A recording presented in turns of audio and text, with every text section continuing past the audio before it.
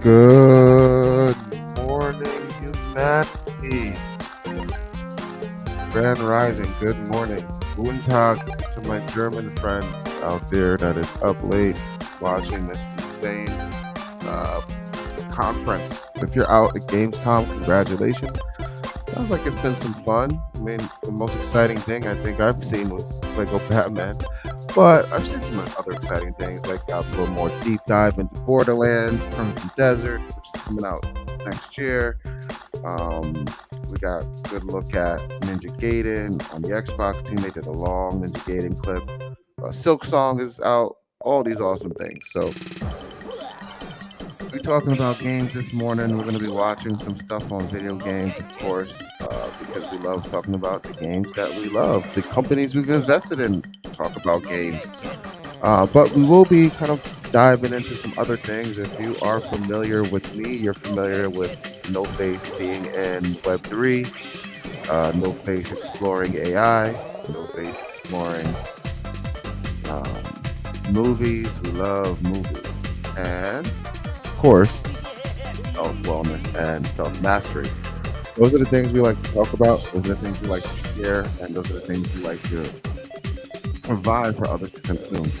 Entertainment, self-mastery, and health and wellness. I think those are the things that make the world go round. It keeps us distracted, it keeps us focused, it keeps us in our body and not just our mind.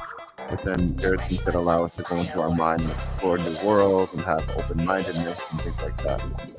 Great storyteller, whether it's video games or movies, can move mountains, can inspire nations, can do so many things. So that's why we like doing that. Right now, we are here. We're chilling. We are going to be exploring Gamescom 2025, Day 3. The live stream starts in about 36 minutes. So, hello. It's great to see you guys. Thank you for being here. Please like and subscribe. Join the channel.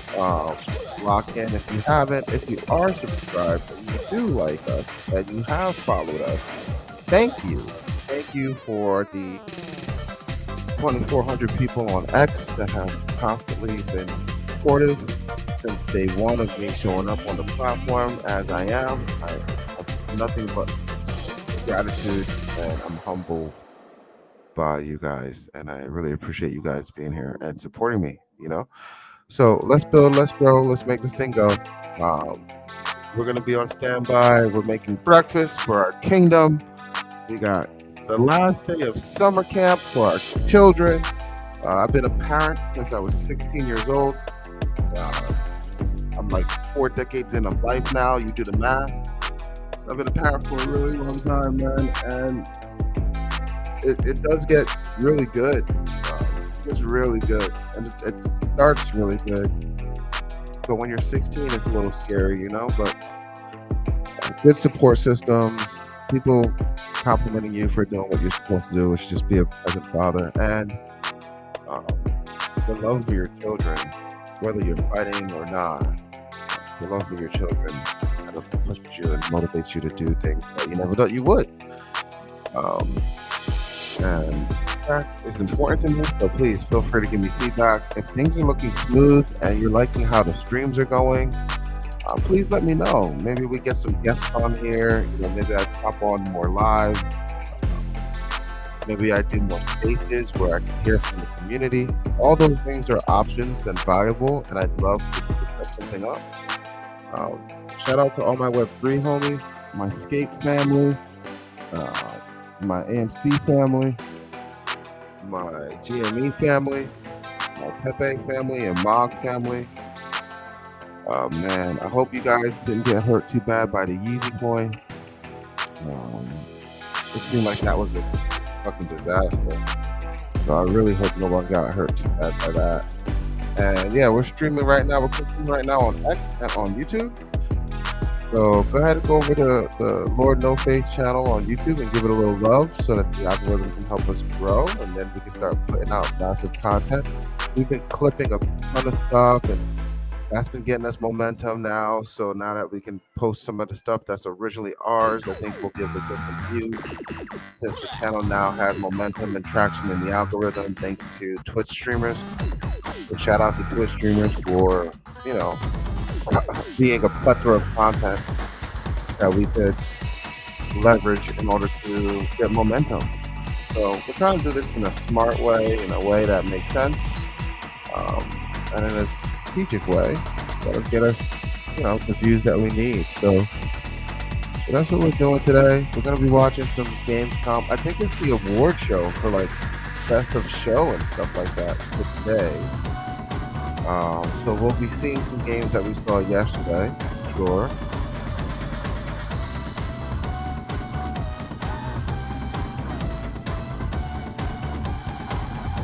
Check out what's going on over here. Let's check out what's going on our X channels. What up, X? What up, Twitter? Whatever you call it. Let's just take a quick scan of what's happening in the world. We got 34 new posts. This is an AMC holder here, good friend of ours. Blew up, is blowing up. So is the people with actual AI PFPs or pictures of random stuff as their PFP that talks the most shit. I probably agree with that, even though I have I don't know what you would call that. What would you call this? Listen, that's me right there, okay? So you don't like to smile, it's not my fault. You gotta get over it. All right, what's going on with Digital Foundry? What did we find about this?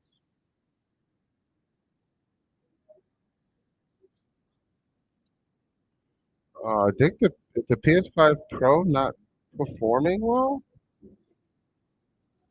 Is the PS5 Pro not performing well with this game? Okay, no, it's running 60 versus 51.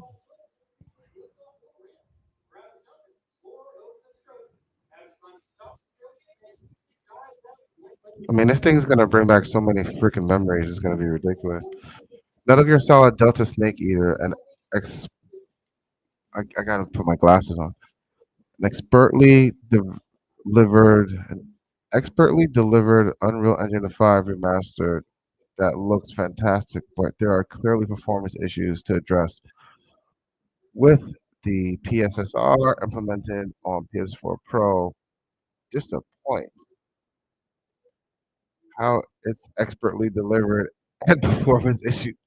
Yo, you always hitting the nail on the head, bro. He's always hitting the nail on the head. I need content with this dude. That ninja is funny, bro. It's funny. Wait, what?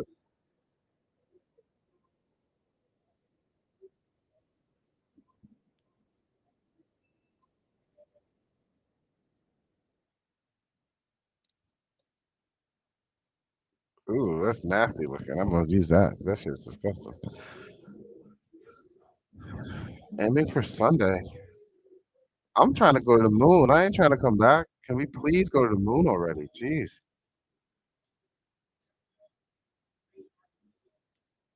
Oh, I gotta get my car started. Get ready to go. I'll be back though, for sure. We're gonna be watching this together. All right, 30 minutes. See you soon.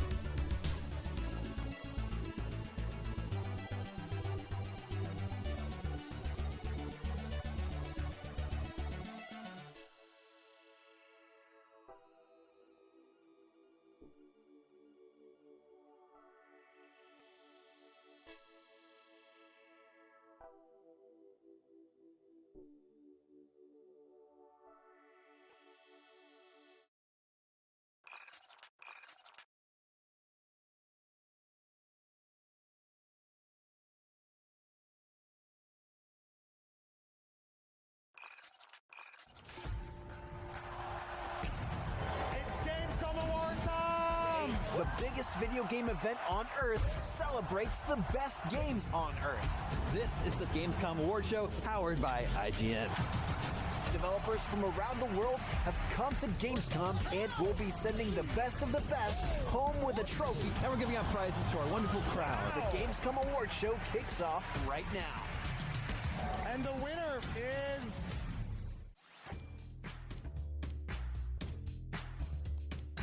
Hey, I'm Jada. I'm Seb, and we're here to spend some money, right? Spend some money. Gamescom 2025. We're going to hit up some merch booths, find some cool stuff. I have the money ready, and I'm seeing so much stuff that I actually want to get my hands on.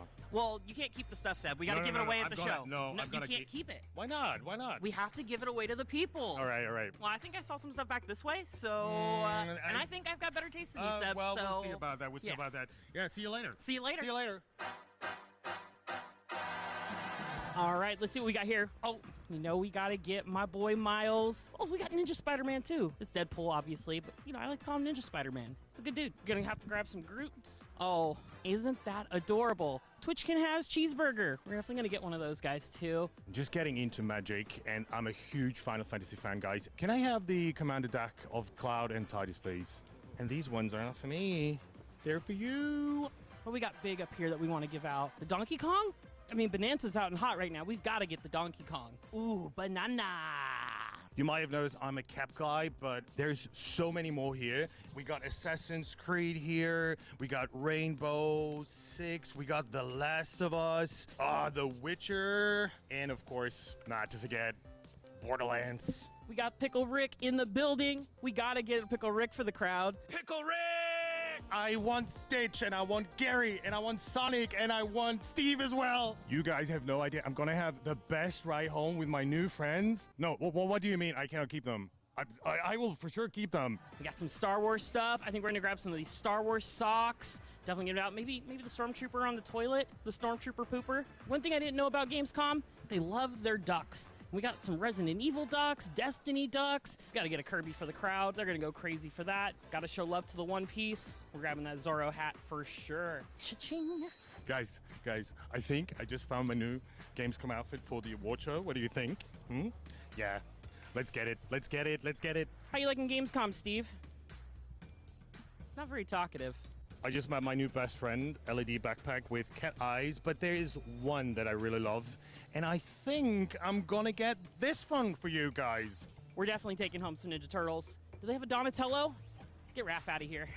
It's all about Donnie, baby. It's time for more heads. It's definitely time for more heads, and I would go for Luffy's head and Ace's head, and I think we just run. Because I'm an overachiever, we're gonna try and find the biggest thing possible that we can find for 100 euros or less. What if we grabbed two of these little $50 cats and tied their tails together, kind of cat dog style, but cat, and threw them out to the crowd? Do you think that counts? I think it's more creative than anything Seb's bringing to the table. The Hylian shield. I'm gonna save her. I am running out of time. I've got to find something big, and it's got to be less than 100 euros. What is that? 90 euros? That's our winner, baby. If you want to win this, you got to come to the Gamescom Awards at the IGN booth in Hall 7. Jada, I'm happy and sad at the same time because we got all this great merch, but I'm not taking it home. I know, Seb. We found some really cool stuff. This giant Stitch. And so yeah, cute. I got hats, and I got so much merch. I don't know. I got Gary, and I got a Steve, and I got a Deadpool. It's crazy. You mean Ninja Spider-Man? Yeah, Ninja Spider-Man. Ninja Spider-Man. Yeah, also. I found the weirdest thing. I got a Stormtrooper pooper. So I can't wait to give that away to somebody. What? Stormtrooper pooper. Yeah, you're holding my favorite part there in your hands. It's like Pickle Rick. We got Pickle Rick for you. Yeah. But if you want to win this stuff, you've got to come to the IGN booth in Hall 7 for the Gamescom Awards. We're going to be giving it out to all the fans that are out there going crazy, making noise as we celebrate all the great games of Gamescom. Yeah, be there or be square. See you there. Bye.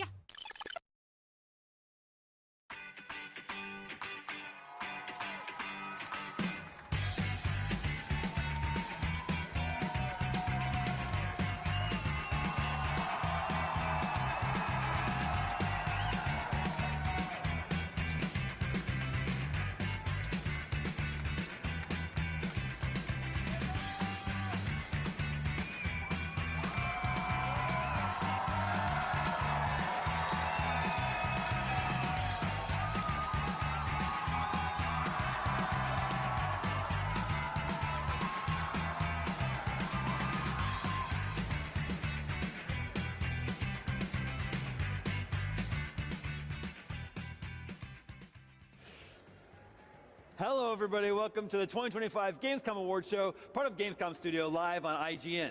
I'm Jim Hatfield, and the next couple hours are going to be a big celebration of the best games of the show.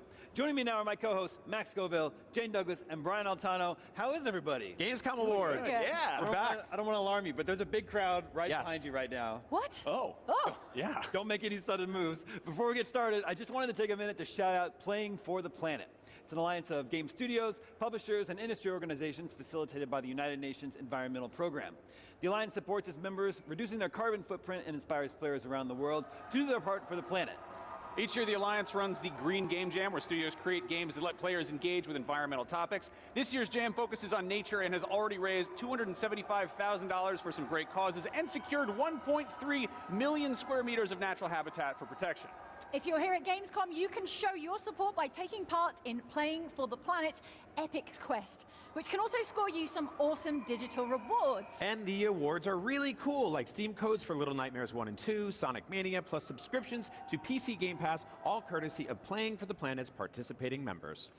Now, on to the Gamescom Awards Show. As with every year, IGN is presenting these awards, but the nominees and winners were selected by Gamescom panel of expert gaming jurors, with a few special categories where the award winners were chosen by you, the community. All right, it's time for our first category, Most Epic Game of Gamescom. I didn't choose shit. Did you choose anything? What up, chat? Good morning. Good morning. How well it builds the feeling of doing something incredible. Well, let's go to the side stage and find out the nominees for Most Epic Game here at the 2025. Unless you're in Gamescom Germany, Award then Show. it's like, good evening? Welcome, guys. Leone, wouldn't you agree that Most Epic, this category brings together games that captivate players with epic narratives, breathtaking graphics, and intense gameplay, leaving a lasting impact That is true. resonates long after the game is over. That is exactly how I would describe Epic, yes. We should read out the nominees. Nominated for Most Epic Game is Crimson Desert, Dune Awakening, Resident Evil Requiem, Super Meat Boy 3D, and Warhammer 40K. Where's And Batman? the Lego winner for Batman! Most Epic here at Gamescom 2025 is Resident Evil Requiem. Yeah, I figured that was going to win anyway. Congratulations. Here. Hey, congratulations! Congratulations! How are you feeling? Very great, and on behalf of the development team, we're very honored and very grateful to our community that gave us this amazing award, so thank you so much. All right, you'll have plenty of time to chat about the award inside. Thank you so much for being here. Give it up for Resident Evil! Give it up! That shit looks genuinely scary as hell. It looks All right, like they're congrats, probably one of the Resident Evil scariest Requiem. Resident Gamescom Evils says I've the played most since epic the game is first one, characterized because by that an was when I unrivaled was sense young of and it was grandeur, epic as hell. scope, and awe-inspiring experiences. It captivates players with epic narratives, breathtaking graphics, and intense gameplay, leaving a lasting impact that resonates long after the game is over. And Resident Evil is the one that checked all those boxes. Please welcome our friend from Capcom. Congratulations. Could you please tell us your name? Thank you so much. I'm PR Manager Central Europe for Capcom, and on behalf of our teams and development teams in Japan, we would like to really thank you for the honor and especially for all the love and anticipation that Resident Evil Requiem has been getting here at Gamescom in Hall 9, where you can play it, but at the same time also we're so looking forward to having it in your homes next year. Yeah, we don't have to wait too long. It's out in February. Exactly, yeah, right. Yeah, I am incredibly excited for this game, and I like the fact that it won Most Epic because a lot of the stuff we've seen so far have been very tight, scary hallway scenes, and it got me thinking, like, Epic doesn't just have to be, you know, a massive, sprawling open world. Sometimes it's just running from something horrible down a very scary little house. It's interesting that everyone feels like when someone says, "Oh, it was terrific," you're not sure if they mean like in a good way or in a bad way, because they have so many feelings all at once while experiencing the demo. So it is always really, it is addicting fear. Have you gotten to play much of it? Like, have you played a lot of the game, or is it still sort I've of a mystery to seen you? a lot of the Okay. game, and every playthrough really has been so different. So I got surprised like almost every time. Every time I thought, now I know where the scares are. No, I didn't. The main thing I'm hearing from players is that it's like epically stressful, I think, the demo that you have. Yes. Yes, definitely. So if you're sweating, it might not only be the weather or the hall, it might also be your own fear, which is great. So yeah, glad to help you and save money for the sauna. I do think this new Stalker is pretty epically scary. Yeah. I think that's a good way to put it. Right, Yeah. right. And where is your Gamescom Cube going to go?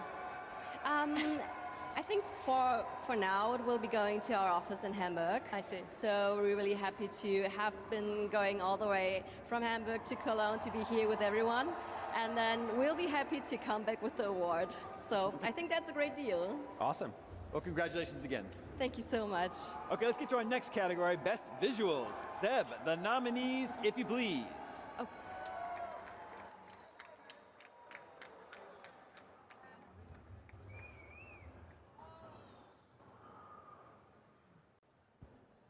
All right, you guys, the next award is for Best Visuals. This is generally awarded for games that have outstanding graphics, aesthetic design, and impressive visual effects, of course. Well, the category recognizes games that are visually impressive and provide an immersive experience. And the nominees are, Sebastian. Let's dive right into it.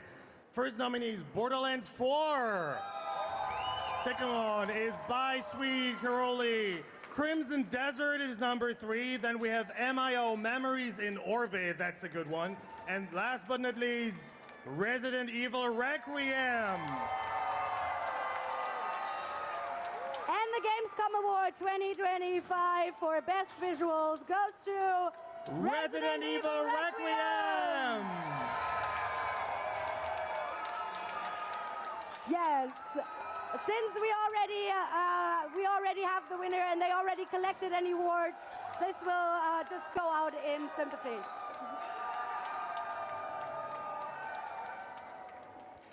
All right, that's 2 for Resident Evil already. Resident Evil Requiem is the next mainline entry in the series, directed by Resident Evil 7 director Koshi Nakanishi. Our preview here at Gamescom came away impressed. Very excited to play more. We don't have to wait too long. It's out February 27th next year for PlayStation 5, Xbox Series, and PC. I guess with the, in the visuals department, I think the lighting is probably doing a lot of the heavy lifting with this game. Definitely. The engine that they've been building these games in the last few years is, yeah, it's just absolutely gorgeous. And like the amount of texture work, shadows, all the details. Like if you played Resident Evil Village, if you played Resident Evil 7, like these are some of the best. I mean, Resident Evil 4 Remake. Like they took one of my favorite games of all time and it just gave it a beautiful overhaul. So this game, everything we've seen so far has been borderline, almost unnervingly too realistic. Yeah. No, that first reveal we got where they're in the office and there's just piles of just office supplies and like that's not what I'd call scary, but it's like the density adds so much realism, and I feel like with each one of these, they build more and more assets that wind up kind of fleshing out this world, and then you get to explore it, and then something horrifying jumps out and kills you. And can we also get a shout out next time you're looking at some Resident Evil Requiem footage? The hair, RE Engine goes so hard on hair. Yes. Leon's, Grace's, looking spectacular. Yeah, individual strands of hair. 100%. Light filtering through them, and then. When you're talking about visuals, this new Stalker monster, I love Resident Evil, I'm excited to play it, but I don't want to look at that thing too much. I've had people explain the monster to us before we actually got to see it, and they didn't do it justice. Yeah. This is a terrifying looking freak, and I can't wait to kill it. I'm really looking forward to this game, but I'm kind of dreading that part because I'm a big chicken, I am too. All right, we have to take a quick break. We'll be back with more Gamescom Awards right after this.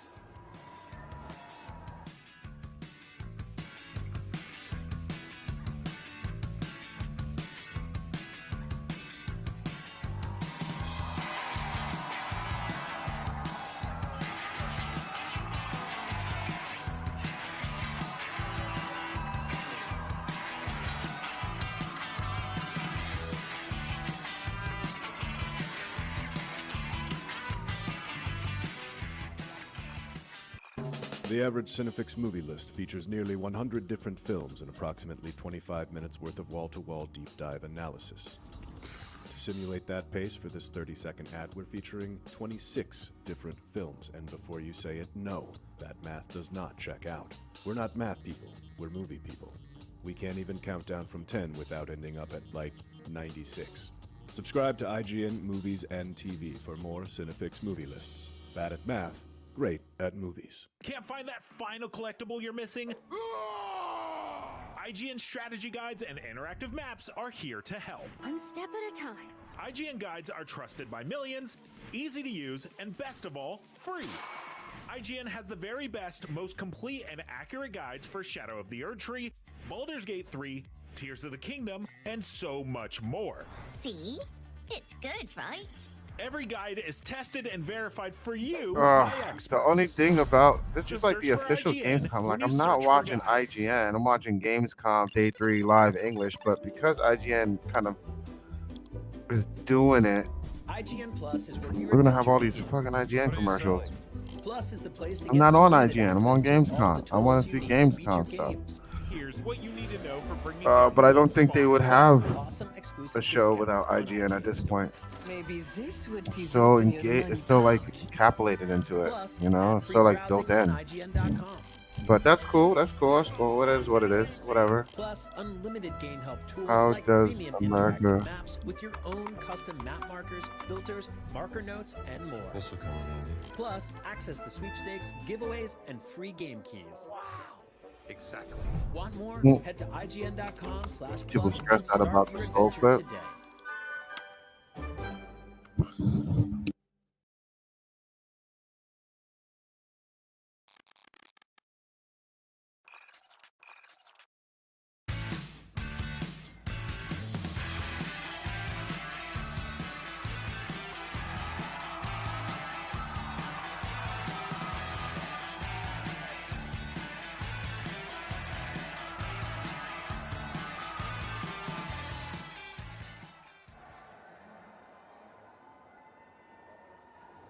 Welcome back to the Gamescom Award Show. Reminder, these are not actually awarded by IGN, but instead a panel of expert gaming jurors selected by Gamescom. If you want to find out IGN's favorite games, movies, and shows, keep an eye out for our Best of 2025 awards in January.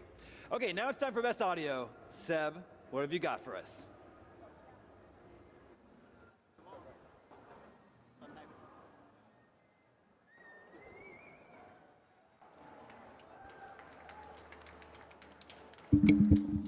Awkward. Sometimes. Hello. Sometimes, Check.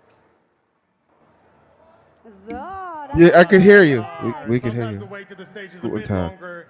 We're talking about best audio. Who loves good audio in a game? Amazing.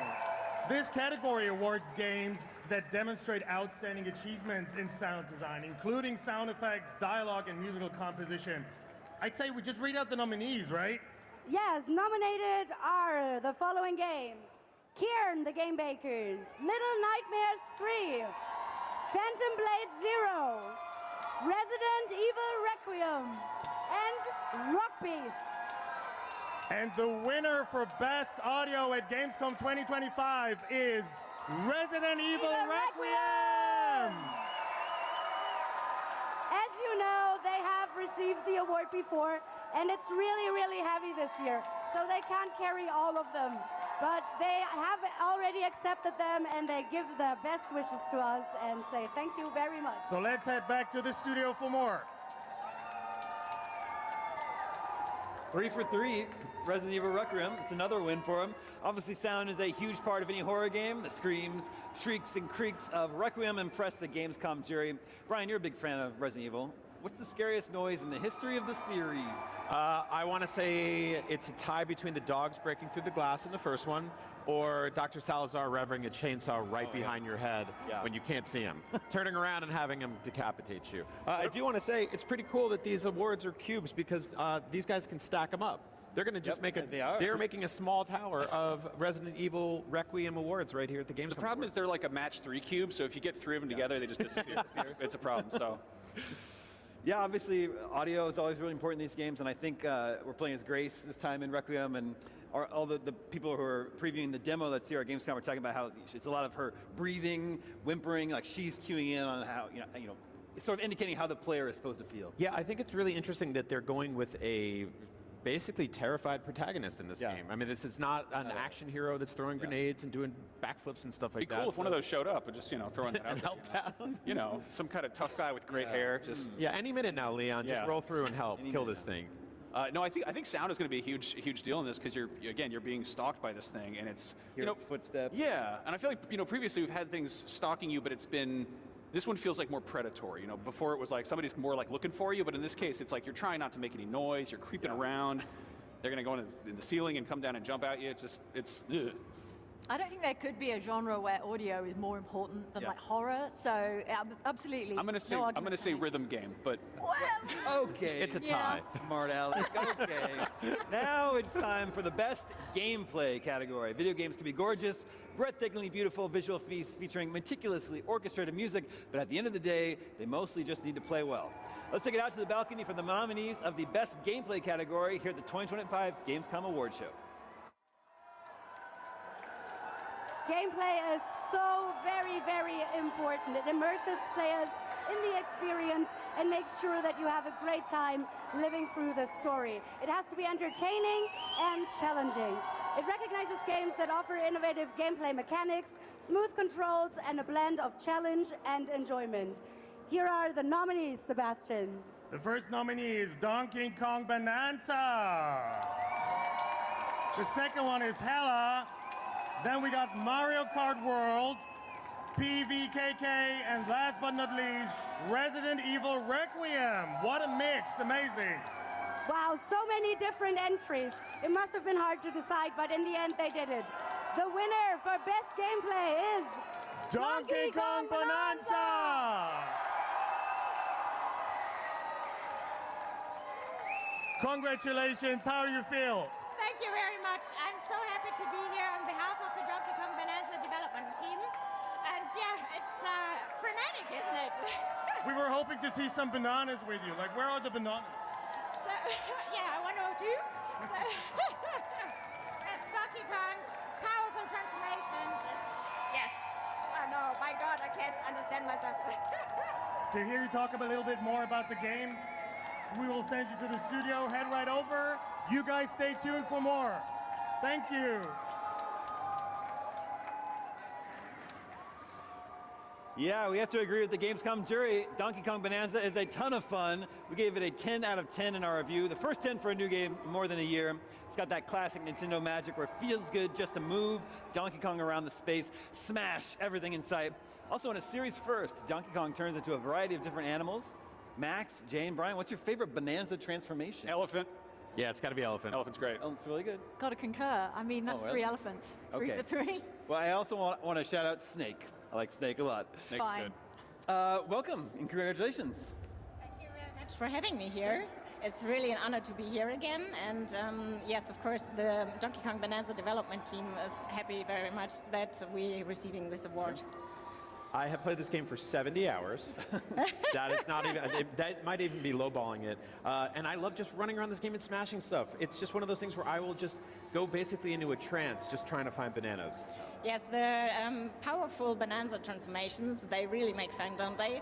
And you experience, due to the voxel technology, sort of destruction you never experienced before. And Donkey Kong Bonanza is here on the Gamescom floor, Yes. so I've seen a bunch of people who maybe haven't had a chance to play it yet, because the Switch 2 is kind of still hard to get, getting to try it for the first time, which has been really cool.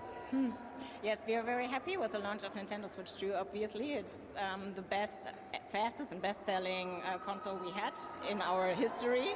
So within the first 4 days, we sold more than 3.5 million consoles. That's so a lot of thanks a lot bananas. to our fans. I think because the nominees include both games that are out, like Yes. Donkey Kong Bonanza, and games that are yet to come out, it must be like super vindicating to win as a game that everyone knows and loves Yes. already. I think that's really cool. Congratulations. Yes, I really appreciate it. We are so happy, and you know, my son plays it at home too, and it's so fun to listen to him because you see children are playing it in a different way. So he's all about collecting everything, and he says how rich he has become, and finding the bananas. And yes, we are very happy that people enjoy the game. So every however they 30 play seconds, it. Sorry. every 30 seconds you just hear, oh, banana. It's the best sound. It's the best sound of the year. Yes, but I also really love the way Paulina sings, and that she, due to her voice, supports Donkey Kong, and through this, the transformations are possible. No, their dynamic is great. I love it Yes. so much. Well, thank you so much for chatting with us and congratulations again. Thank you very much. Okay, we've still got plenty more awards to hand out here at the 2025 Gamescom Award Show presented by IGN, so stick around because we'll be right back after this.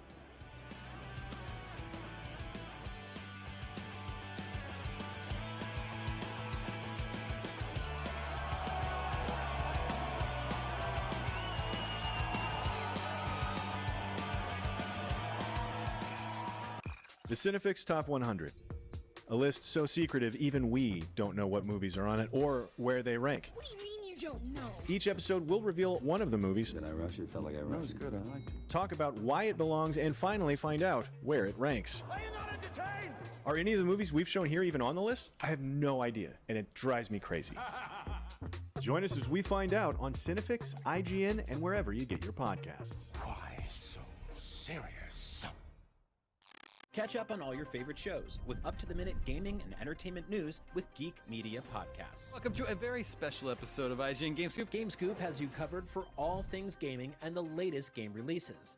Tune into Podcast Beyond for the biggest PlayStation news. Man, this is a cool looking trailer. Everything Xbox on Podcasts Unlocked. This is Steve Downs, the voice of Master Chief. Catch up with your Super Nintendos on Nintendo Voice Chat. Switched to pre-order Mania. It was chaotic last night. And get all the latest console news and rumors with Next Gen Console Watch. Now Xbox and Phil Spencer are even saying that a mid-gen refresh isn't even necessary. The Cinefix Top 100 podcast picks a movie every week to celebrate and debate. It's kind of every movie's grandpa. Geek Media Podcasts, the best podcasts from around the world. IGN Playlist is the best way to track your game collection. Now you can even import your entire Steam library to Playlist, making it easier than ever to review games, show off your collection of the world, and finally chip away at that massive backlog you keep meaning to get to. IGN Playlist, check it out. Can't find that final collectible you're missing? IGN guides are trusted by millions, easy to use, and best of all, free.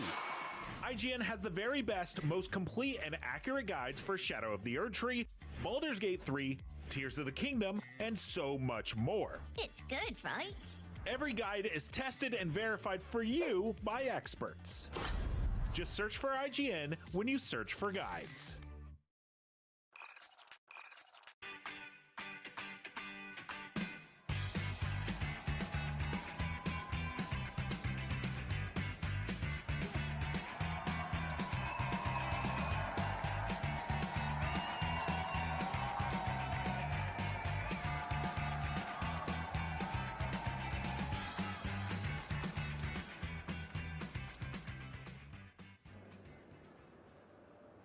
Welcome back to the 2025 Gamescom Award Show. Reminder, these are not awarded by IGN, but instead by a panel of expert jurors selected by Gamescom. Okay, our next award is Most Entertaining.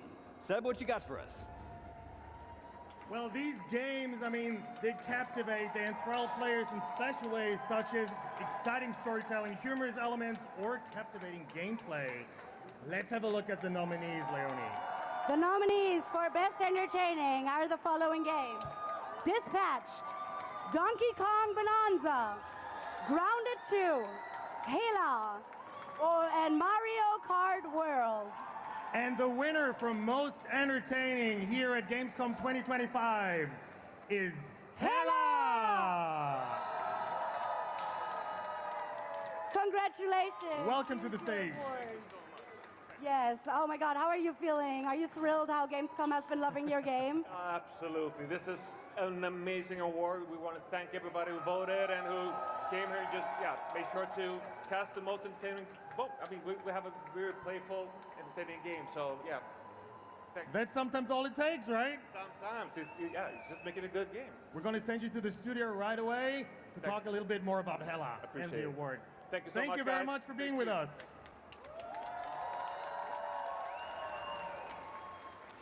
Hela is a 3D platformer game where you play as a mouse, exploring the Scandinavian countryside, solving puzzles and brewing magic potions so you can heal your sickly witch familiar. If it reminds you of the Unravel games, that's probably because it's from some of the same developers. Hela is coming to PlayStation 5, Nintendo Switch 2, Xbox Series, and PC next year. You can play it solo or with up to 4 players. Max, Jane, and Brian, how do you think you'll play this? As a mouse or as mice? I didn't write it. Don't look at me like that. I didn't write that. I wrote that. I'll take credit for that. All right, okay. Now you have to answer it. I think both. I want to play this, on my own, but I want to try to play with my kid. But she's 4, so she's going to hold me back. So but she probably wants to be a mouse too. Yeah. Robert, congrats on your award, man. Thank you so much. Thanks so much. So people are playing the game. Yeah. What has been your biggest takeaway watching people here at Gamescom play? I mean, this is the first time we put it into the consumer hands, right? So it's super, super rewarding just to see them, again, have fun. I mean, we tried to create an experience where you can just goof around and just enjoy the environment and enjoy the mechanics that we put together for them. So how can you not have fun with a magic backpack shape of a frog, just with a grapple hook and glide? Yeah. And I mean, it's just an amazing experience, and it's great to see them enjoy it. Is there any one little activity or behavior you can do in the game that you've seen players really latch onto and really have fun with? Yeah, so what we've created here is a very small demo of what the game is going to be.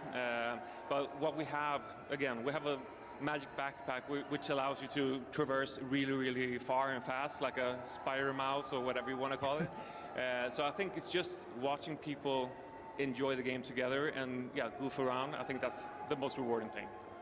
Do you think it's a little unresponsible to have these mice running around a kitchen like that? No, not. I mean, they're mice, and they're mischievous. A gang of mice is probably. I think that's what they're called, even. A gang of mice. Yeah. So I think.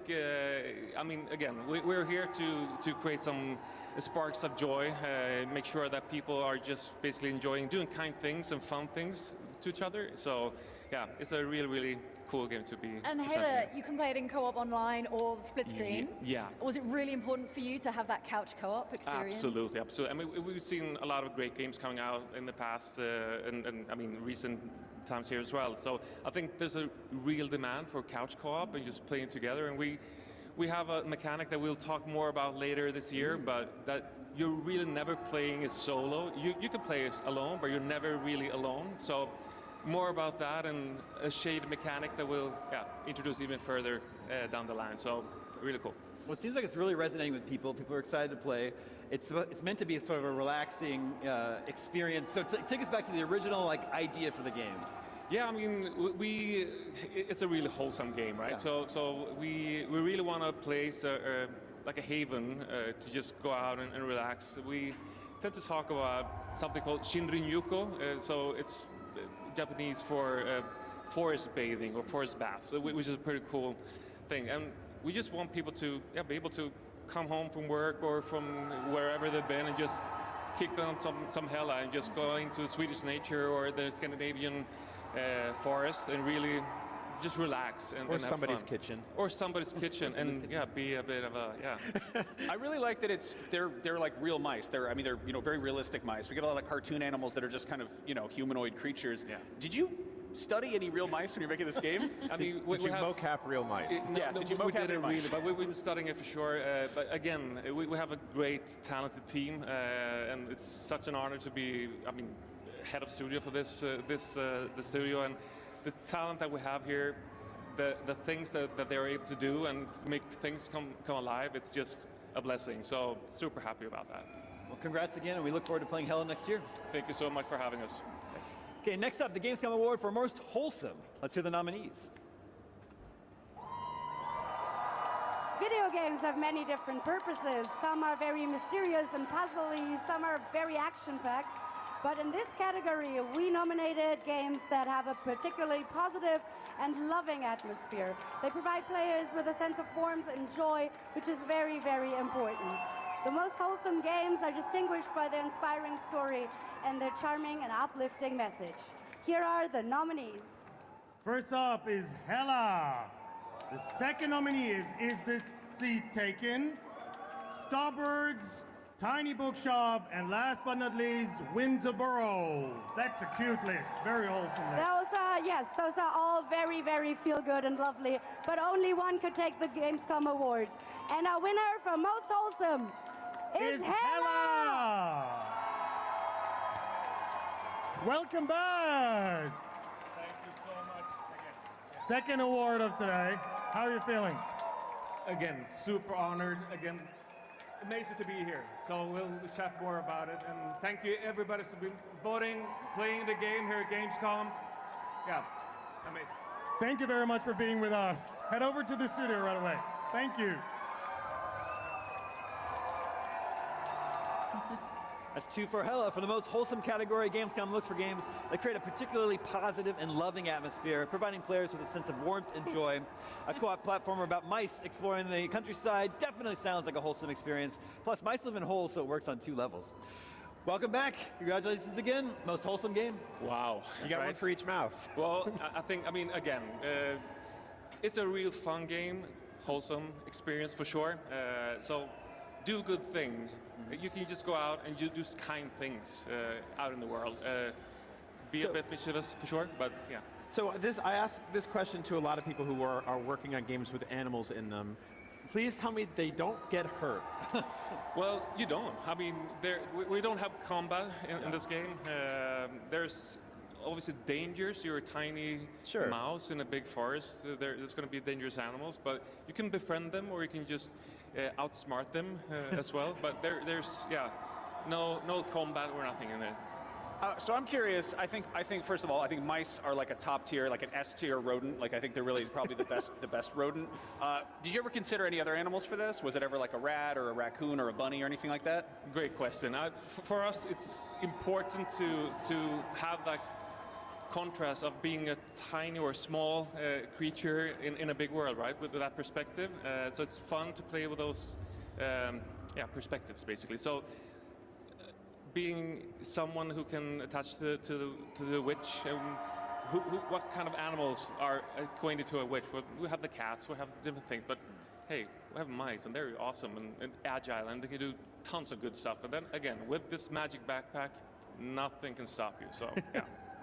I do appreciate on your latest trailer, your Gamescom trailer, on the official Nintendo YouTube channel, the top comment is that the Nintendo Switch 2 has mouse support. So, congratulations once again. Thank you so much, guys. All right, time for another quick break, but the Gamescom 2025 awards will continue after this.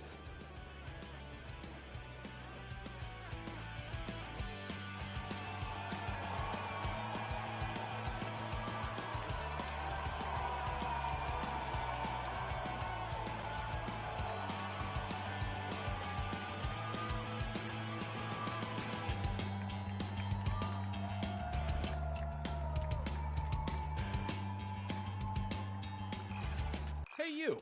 Looking for a way to wear your fandom with pride? The IGN store is the ultimate destination for awesome merch and collectibles from the biggest games, movies, shows, and everything in between. Cruise the wasteland in style with a Vault Dweller hoodie and replica Pip-Boy. Kick back and relax to some of the best game soundtracks ever pressed on limited edition vinyl. Or level up your whole wardrobe with a massive selection of officially licensed apparel.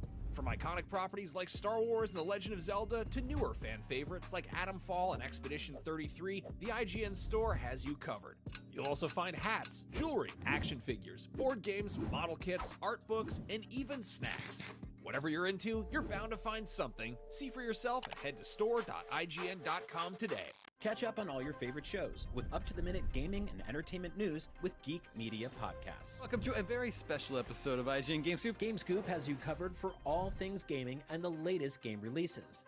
Tune into Podcast Beyond for the biggest PlayStation news. Man, this is a cool looking trailer. Everything Xbox on Podcasts Unlocked. This is Steve Downes, the voice of Master Chief. Catch up with your Super Nintendos on Nintendo Voice Chat. Switched to pre-order Mania. It was chaotic last night. And get all the latest console news and rumors with Next Gen Console Watch. Now Xbox and Phil Spencer are even saying that a mid-gen refresh isn't even necessary. The Cinefix Top 100 podcast picks a movie every week to celebrate and debate. It's kind of every movie's grandpa. Geek Media Podcasts, the best podcasts from around the world.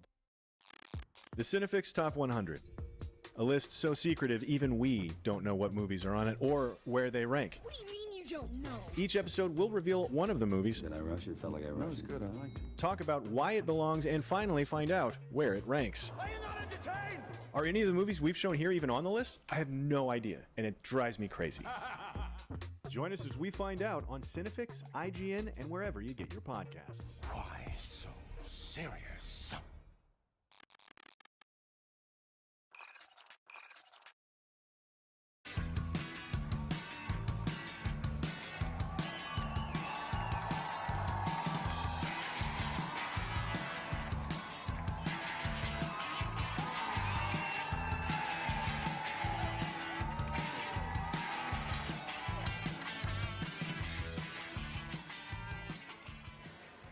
Welcome back. You're watching the Gamescom 2025 Award Show.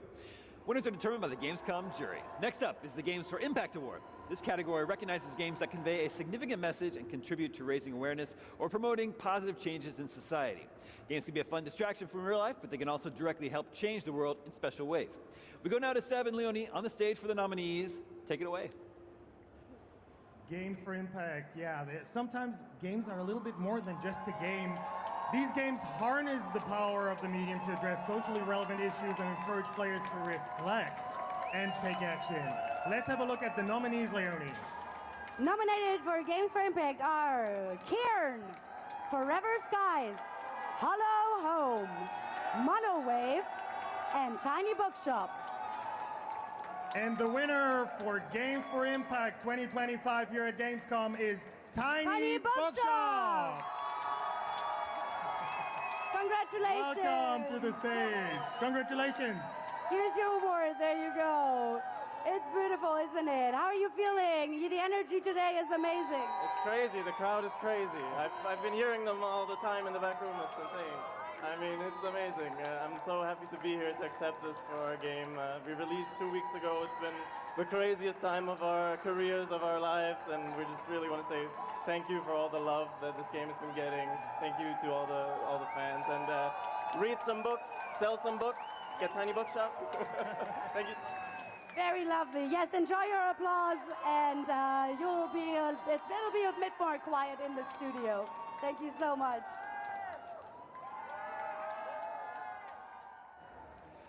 Tiny Bookshop is an ambient narrative management game, which is a long way of saying it's extremely cozy.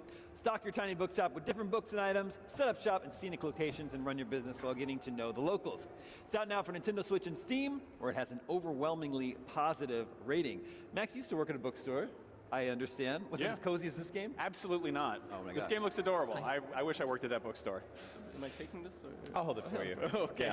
You just relax. Welcome. Oh, sorry. I didn't realize you were starting to talk. I'm so sorry. Totally fine. When you were It's coming still up ringing in with the the idea, I was going to say, you made a very tiny, cozy little game, and now hundreds Yeah. of people are screaming for it. It's absolutely insane. Yeah. Like we So did the- not expect this. The game's when been we out for a started. little bit now. What's Yeah, 2 it been like weeks, yeah. seeing people play it? Are they just totally enamored with it? I mean, yeah, a lot of them are. It's absolutely beautiful to see so many people enjoying the game, enjoying the real books in the game, and you know, like enjoying this fantasy of this like little existence in the trailer, and you know, it's just a really relaxing experience for everyone.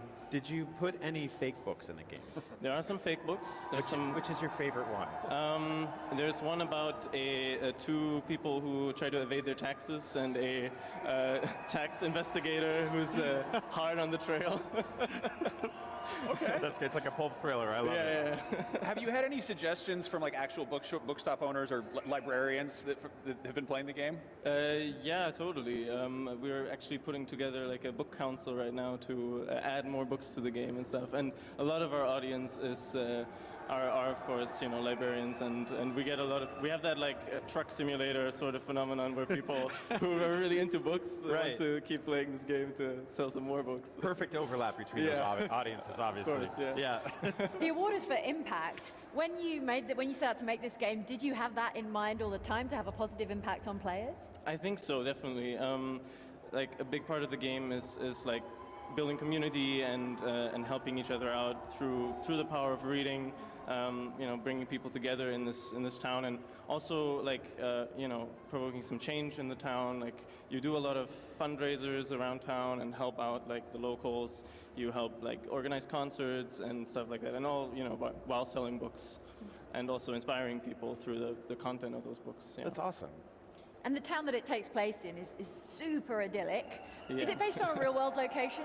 It's sort of like a mishmash of different like European towns, I would say, like that we visited as well, like in France and the UK mostly, yeah. Like favorite holiday destinations, Sort of, yeah. that kind of thing. It's like an all-stars holiday vacation destination, yeah. Awesome. Well, Tiny Bookshop is out now. Check it out. Congratulations. Thank you so much. Okay, next up, the Gamescom Award for Best Mobile Game. Let's hear the nominees.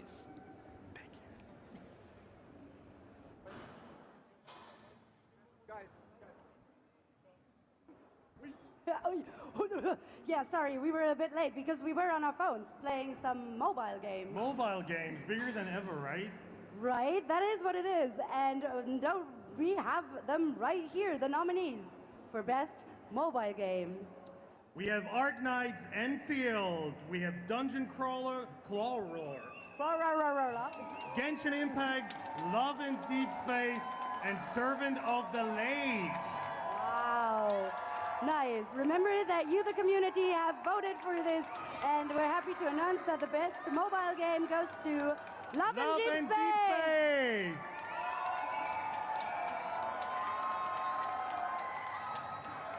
Congratulations to both of you. Come around. How are you? Oh, I'm fine, thank you. I'm so excited. We're very excited. You will have the chance to talk a little bit more about your game and what it means to you and what this award means to you in the studio. Head right over it. Thank you very much, guys. Love and Deep Space is a 3D action RPG in which players take on the role of a superpowered deep space hunter, battling cosmic beings in a sci-fi universe, and as the name suggests, romance plays a major role, and players establish relationships with one of 5 love interests who can then join them in battle. It was released in January 2024, surpassed 10 million downloads in just 3 days, and currently boasts 50 million players worldwide. Quite a few of them showed up to Gamescom. The Love and Deep Space booth has one of the longest lines in the entire show this year. If you hear it, you can go check it out for yourself next door in Hall 6.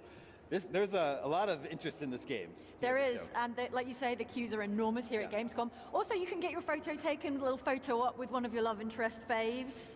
So maybe we can go check that out afterwards. Yeah, I think we should. Have you played Love in Deep Space? I am. I'm a fan.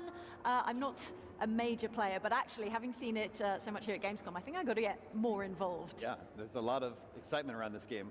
Hello, welcome, Hi. congratulations. Hi, welcome. Thank you. What do you think about the reaction to Love and Deep Space here at Gamescom? Oh, I'm very excited and honored about this. I didn't expect that we can get such an important award. That sorry. Okay. No, it's okay. This is the biggest video game convention in the world, and you have the biggest line of any game at this convention. I've been doing this for a long time, and I've never seen that many people. Hi. I'm the translator for. Welcome. Thank you. Do you have any message you want to send to all the people who stood in line to just yes, see the game?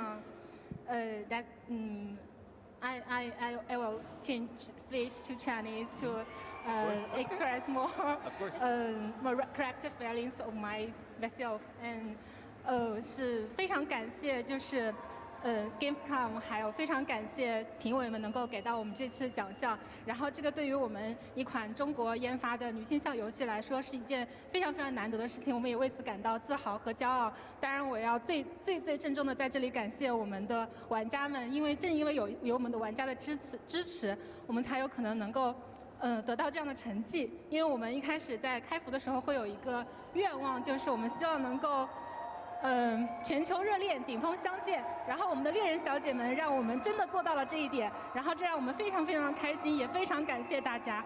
那当然，我也要同时感谢我们优秀的《恋与深空》的创作者们，还有我们的我优秀的老板，还有优秀的同事们。然后 What the fudge is this? Like y'all be playing this shit for real? Like y'all like this game? Y'all be playing this shit? 大家能够 This 永 is 远 what y'all 的拥有 play? 梦想，然 Who 后 plays 拥有 this? 爱，然后 Chat, 能 you 够 play this shit? 热爱自己，热爱 What 生 the 活， fuck 然后 is 能够把 this? 真正的就是做幸福女人。 Damn, bro. People lonely as fuck. People lonely. That's what that thank is. you very much That's to a all of our very hunters, lonely to experience. the creators of Love and Deep Space, Love to and my Deep incredible Space. colleagues, and of course to our 5 love interests, Xavier, Zane, Raphael, Silas, and Caleb. So They're all today, as good? a romance game from China, we feel Oh, no both wonder. Pleasantly surprised and also deeply proud to receive the honor. This honor Hope you belongs enjoy not this just shit. to us, So but I'm also not to ever gonna every play this hunter shit with ever. us. Like never, ever, ever, ever. You're the Yeah. ones who turn It's out there for together people who are at the lonely. So I hope the pinnacle of our lonely people will enjoy this into shit. reality. So may we all carry love, dreams, strengths, and also may we always cherish ourselves and find lasting happiness. Thank you. Good advice. Whoa. Thank Great you. advice. Beautiful. Congratulations. And I hope you enjoy the rest of Gamescom. Yes, thank you.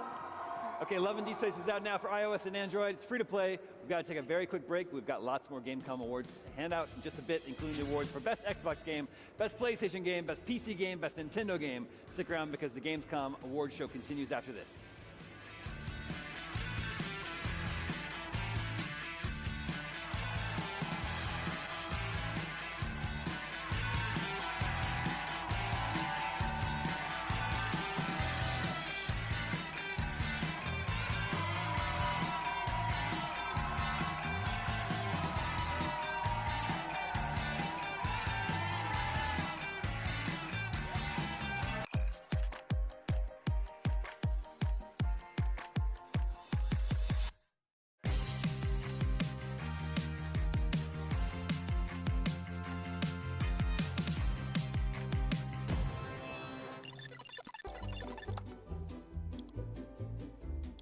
IGN Plus is where your adventure begins. What are you selling? Plus is the place to get unlimited access to all the tools you need to beat your games. Here's what you need to know for bringing down Gloomspawn. Plus, awesome exclusive discounts on IGN Store. Maybe this would tease open your money pouch. Plus, ad-free browsing on IGN.com. Plus, unlimited game help tools like premium interactive maps with your own custom map markers, filters, marker notes, and more. This will come in handy. Plus, access to sweepstakes, giveaways, and free game keys. Wow! Exactly. Want more? Head to IGN.com/plus and start your adventure today. Hey you! Looking for a way to wear your fandom with pride? The IGN Store is the ultimate destination for awesome merch and collectibles from the biggest games, movies, shows, and everything in between. Cruise the wasteland in style with a Vault Dweller hoodie and replica Pip-Boy. Kick back and relax to some of the best game soundtracks ever pressed on limited edition vinyl. Or level up your whole wardrobe with a massive selection of officially licensed apparel.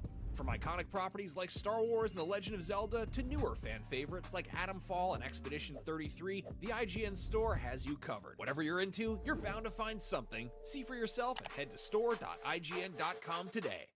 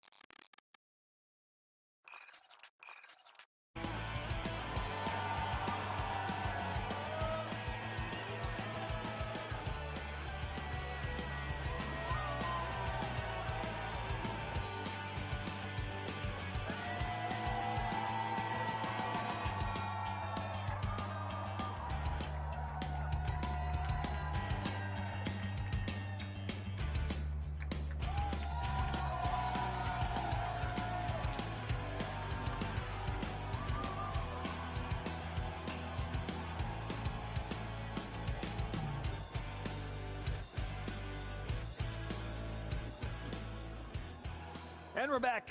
You're watching the Gamescom Awards show. Up next, the award for Best Xbox Game. Xbox once again has a large presence at the show, with a massive booth packed with tons of unique games, both big and small. And with Xbox's strategy of publishing their software across a wide variety of platforms, chances are you'll be able to find their games no matter where you play. Let's take it to the stage to find out the nominees for Best Xbox Game here at the Gamescom Awards show.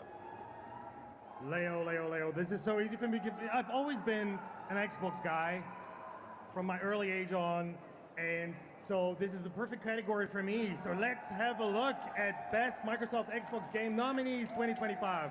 Oh my God, the nominees are Borderlands 4, Crimson Desert, Grounded 2, Little Nightmares 3, and Ninja Gaiden 4.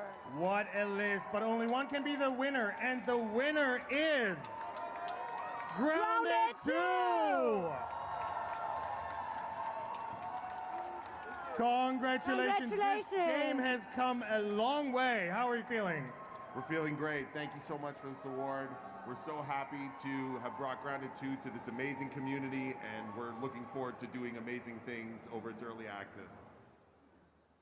Amazing. How have you been enjoying Gamescom so far?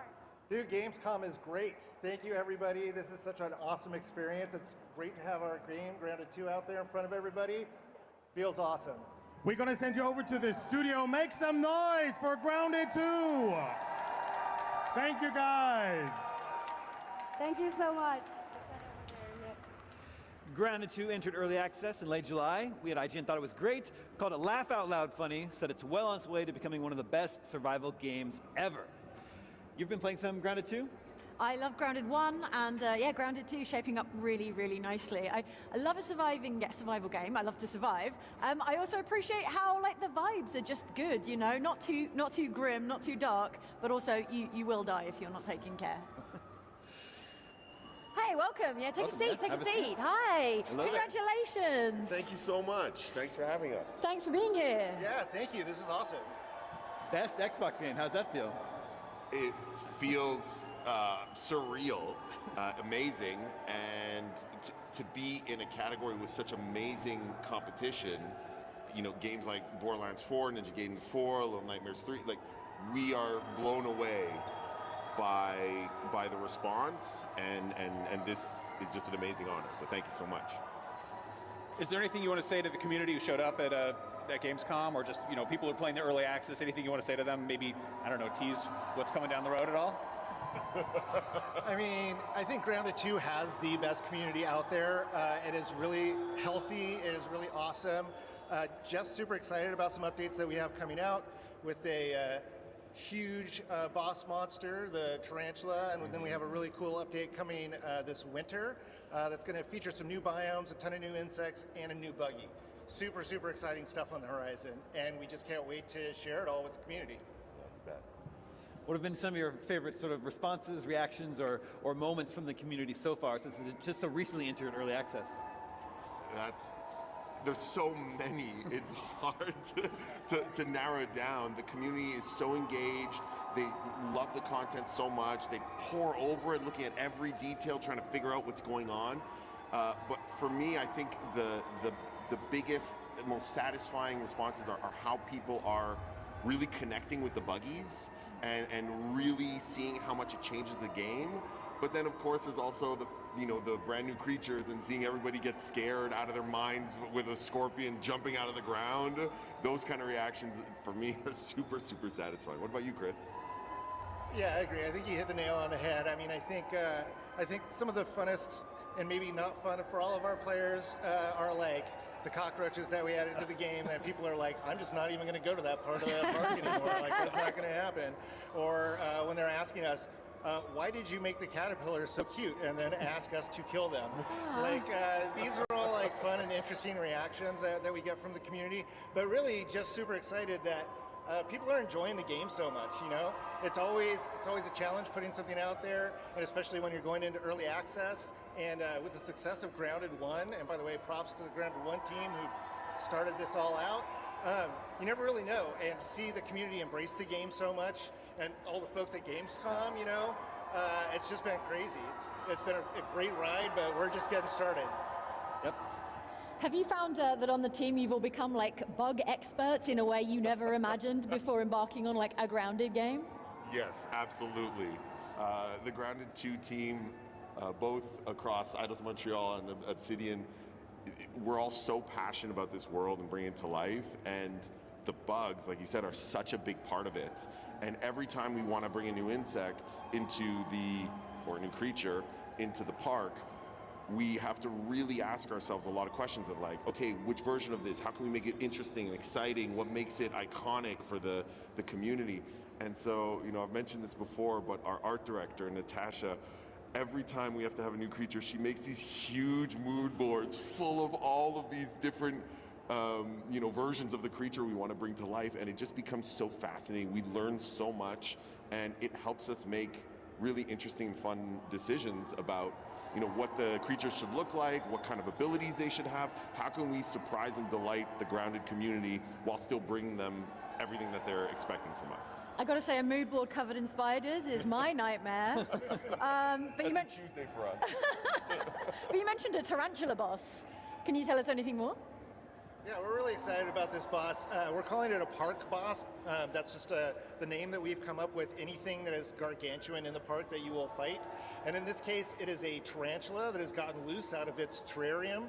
And there's a whole little story about that. A little boy who lost his tarantula in the park and was fighting it with little army men and stuff. And this will just be an opportunity for us to really challenge the community with a boss that is about 3 or 4 times as big as anything that was in Grounded 1. It's absolutely terrifying. Here's some shots of it right here. Yeah. And it's something you better get yourself a buggy, like an orb weaver buggy, get yourself a lot of equipment, get in there with some friends. You know, we always like to say Grounded is great alone, it's better with friends. And we just think it's gonna knock people's socks off and gonna be a really, really fun fight. Well, Grounded 2, best Xbox game. Congratulations again. Thank you so much. Thank you for having us. Hey, Grounded 2 is currently in early access on Steam and Xbox Series. Now it's time for the best PlayStation game category. PlayStation doesn't have a booth on the Gamescom show floor, but that didn't stop them from having several games on the show. Let's go to the stage, find out the nominees for best PlayStation game here at Gamescom. All the PlayStation games are Xbox games any fucking way. Let's be real. I love inviting people to parties, and my favorite parties are PlayStation parties. I love to reveal my This is so your category. So your category. And here are the nominees for Best Sony PlayStation Game. It's Borderlands 4. We got Crimson Desert, Chronos: The New Dawn, Pragmata. I think and Pragmata might be the Resident only Evil one that's different, but that's also gonna. All those games are everyone's games. This whole awards to PlayStation and Xbox, that shit's gonna be dead soon. PlayStation Game 2025. When you really think about it, it's gonna be dead soon because it's like who runs the game better. Oh, sorry. What did they say? We will accept the award. Resident Evil again. Yeah, that shit was scary as fuck. Very happy that you voted for them.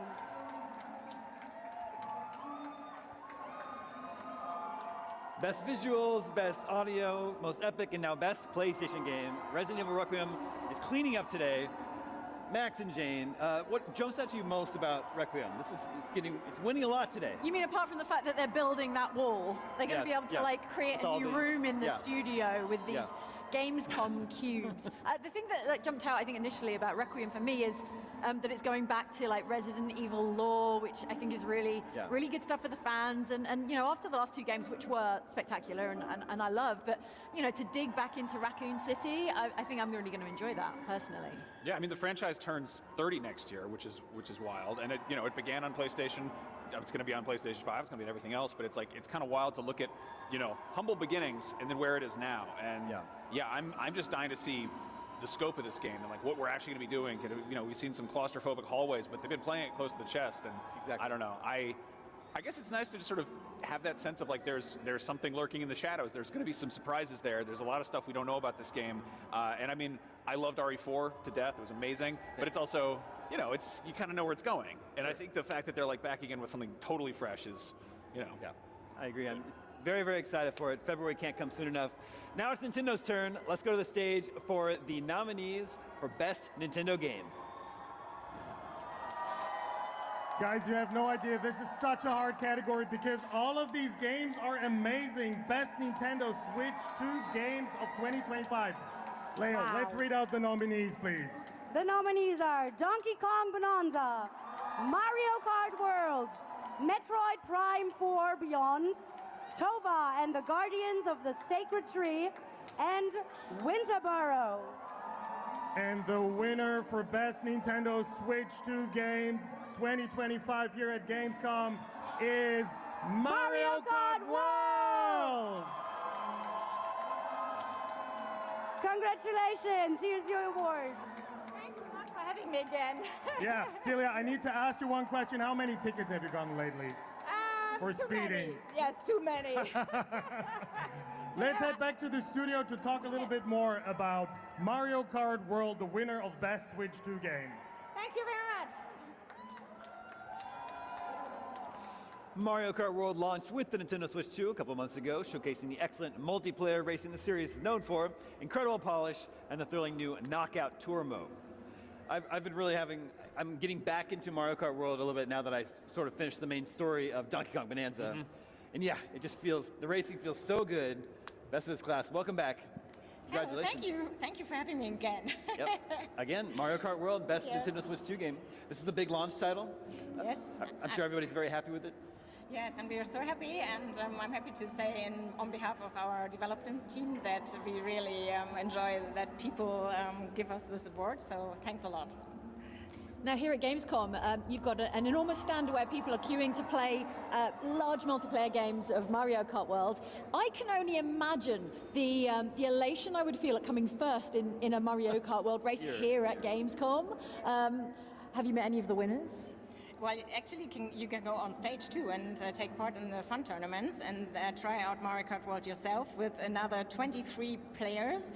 And you don't only race on your own courses, but this is an interconnected world, so it's really a new experience. And yeah. Now, what's great about this game is it's all ages. It's that classic thing of it's easy to learn, hard to master. Have you seen any incredible like young Mario Kart players come up and just blow everyone away? You're like, where'd you learn that? Oh my God, I'm sorry, I cannot answer that question. But actually, I can see it in my surrounding. I think that this knockout tour is quite helpful because players concentrate on the next checkpoint, right? So you only before they come there, they battle each other. But then when it comes to this checkpoint, they are like, well, come on, you have to be faster. You have to be within this group. So that's very fun to listen to. Which character is your favorite to race as? Me? Oh my God, that's Toadette all the time. Toadette? Yes, I love it. I love it when her hair is, flying in the wind. Jane, how about you? It's got to be the cow. I mean, so a new face. Cow representation here at Gamescom, absolutely. No, I have to say, I tried the cow several times, and we really enjoyed it. I feel like I still haven't found my main. I was a Roy Koopa at 8, and I'm still just kind of unlocking characters and outfits, and it's such a huge roster that it's really, it's a lot to work with. But leaning towards Vampire Luigi, Waluigi. Yes, and did you ever enjoy free roaming? Oh yeah. Yeah. Yeah. I mean, that was kind of a big deal, right? It's the first time it's had an open world area in a Mario Kart World game.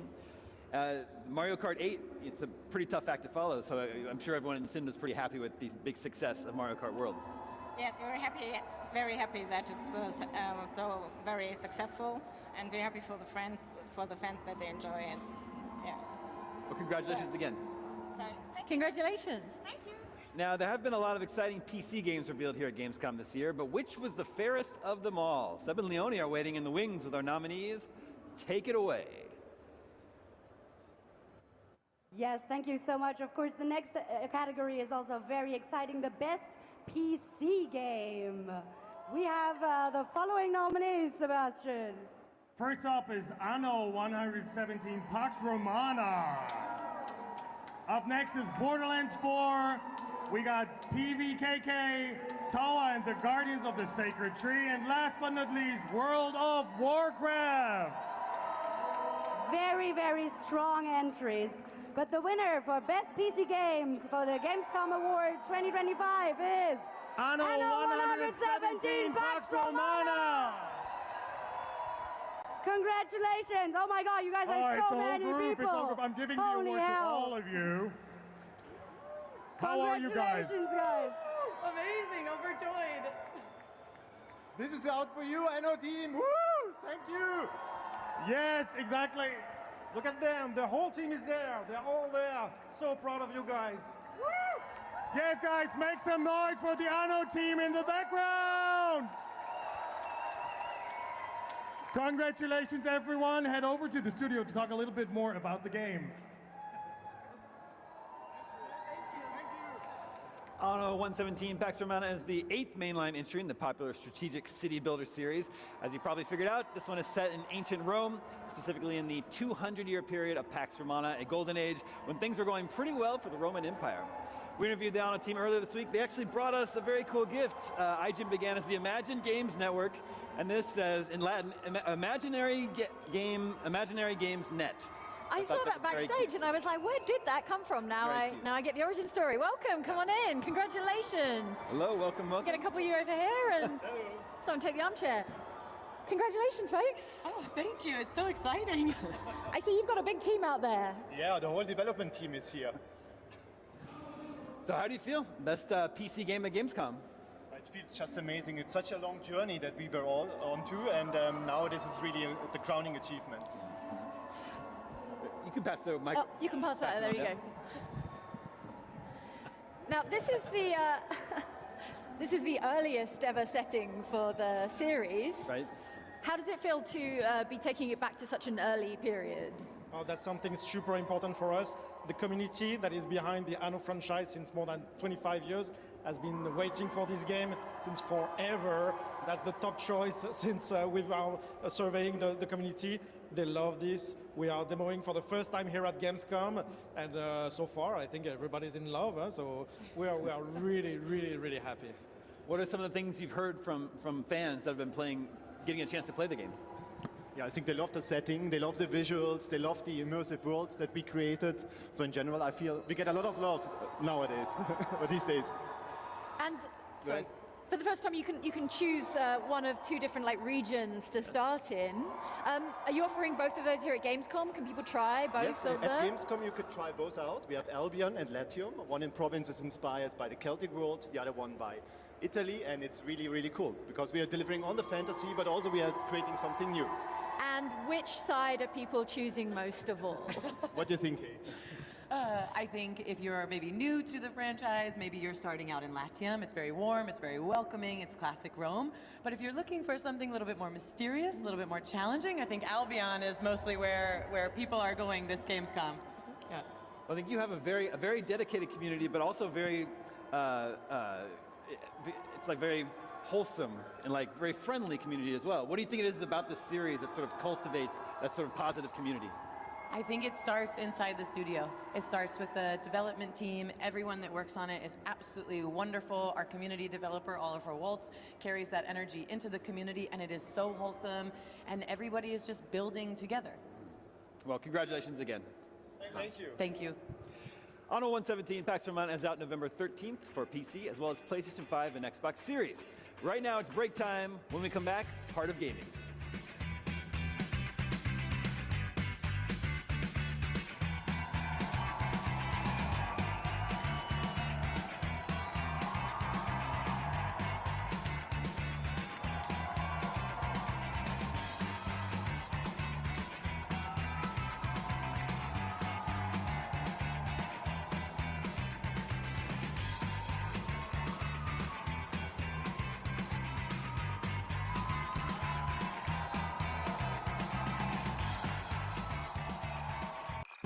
The average Cinefix movie list features nearly 100 different films and approximately 25 minutes worth of wall-to-wall deep dive analysis. To simulate that pace for this 30-second ad, we're featuring 26 different films, and before you say it, no, that math does not check out. We're not math people, we're movie people. We can't even count down from 10 without ending up at, 96. Subscribe to IGN Movies and TV for more Cinefix movie lists. Bad at math, great at movies. Can't find that final collectible you're missing? IGN strategy guides and interactive maps are here to help. One step at a time. IGN guides are trusted by millions, easy to use, and best of all, free. IGN has the very best, most complete and accurate guides for Shadow of the Erdtree, Baldur's Gate 3, Tears of the Kingdom, and so much more. See? It's good, right? Every guide is tested and verified for you by experts. Just search for IGN when you search for guides.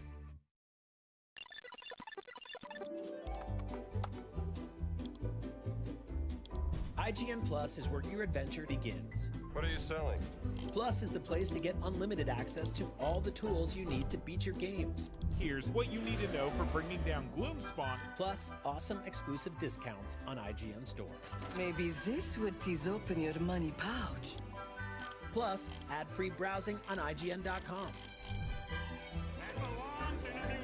Plus, unlimited game help tools like premium interactive maps with your own custom map markers, filters, marker notes, and more. This will come in handy. Plus, access to sweepstakes, giveaways, and free game keys. Wow.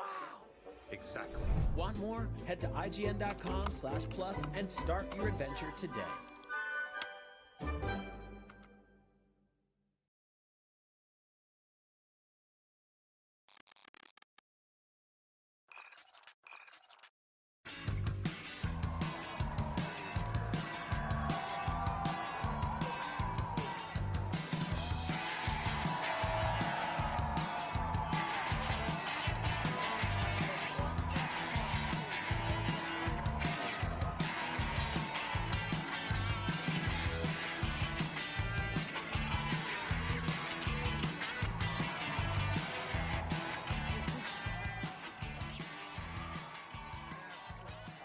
Welcome back to the Gamescom Award Show presented by IGN. Up next is the Heart of Gaming Award. Any Gamescom highlight is eligible for this special award, not only games, add-ons, and technologies, but also people, institutions, companies, concepts, or terms. Let's check in with our friends on the stage to learn about the winner of the 2025 Gamescom Heart of Gaming Award. I am so thrilled to be announcing this winner of the Heart of Gaming Award. I think this is something that could not be more important. It is so vital for you as fans to also support people that pour their heart and soul and all of their talent in their creative work. We are, of course, talking about artists. And the winner for Heart of Gaming 2025 here at Gamescom is the Artist Alleys! Here to accept this award on behalf of all the artists is Felix Falk. Felix, what do you think does this mean to the artists? Yeah, and I'm just representing the many artists here at Gamescom. They do beautiful artwork and fan art, so I'm really proud that the award is given to them. And I can tell everyone, I have some artwork for you. You can give to the fans after this, so stay here. The artists are really delighted to have this, and they gave me 4 art pieces for you. So. Oh, you heard Felix. Stay here. We're going to send you to the studio to have a little look at more art. Thank you very much. Congratulations again, and have a great day. Thank you. Each year at Gamescom, the Artist Alley section is packed with unbelievably talented and wildly original artists and the art they create, making it one of the most special and unique places on the entire show floor. Here to accept the award for Heart of Gaming is one of the organizers of Gamescom, Felix Falk. Welcome. Thank you very much. Good to see you. It's really great to see what the Heart of Gaming is. I mean, it's in your hands already. Yeah, you brought some gifts, not for us, but for the folks out there, is that right? Yeah, and that was amazing, because when I told, it's 65 artists from 11 countries, and they do beautiful artworks, and when they heard that they are rewarded with this Gamescom award, they just gave me 4 beautiful artworks and said, you can give it to fans. And I said, oh, is it really? You're sure? Because they spent so much time and heart in these beautiful, you've just shown Peach. Yep. We have Fallout. Yeah, beautiful artworks. These are incredible. This is and amazing, it's incredible. yeah. I mean, we can give them to the fans. Yeah, that's fantastic. And this is signed and numbered. This is special. And what I love about this is that you get a just incredible variety of artists in Artist Alley. Everyone is creating in their own type right now, and we're like, artists are pushing back against a lot of the stuff that's happening right now in the industry, where people are using AI to sort of replicate their stuff. Seeing original art on the Gamescom show floor is really special to see. Yeah, I mean, that was for us as organizers of Gamescom. We just created this Artist Alley 2 years ago, and we were talking to the community, to the artists, and we are taking care really that there's no pure AI work. I mean, of course, it should be part of it, but it's still, this is original art, and so we take it really serious to make Gamescom a home for them as well. Yes. I think what's so cool also is, you get to see the art in person, but you also get to see the people behind it. You get to see the human side of it, and I mean, talk to them. that's the beauty of Gamescom. You talk to the developers, you talk to the cosplayers, you talk to the artists, and you just find out what they do, and maybe you get creative afterwards yourself. Yeah, these Artist Alleys they've become such an important part of not just Gamescom, but cons all over the world. Yeah. Is that sort of like the impetus behind the Heart of Gaming Award this year?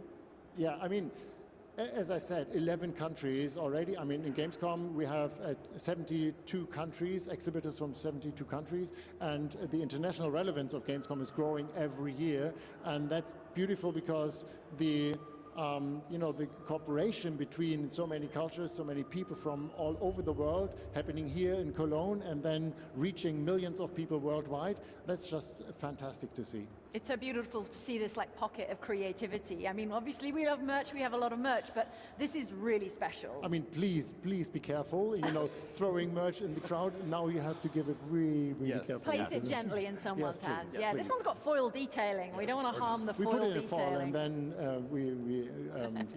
We'll find a hair tie or something and wrap it up.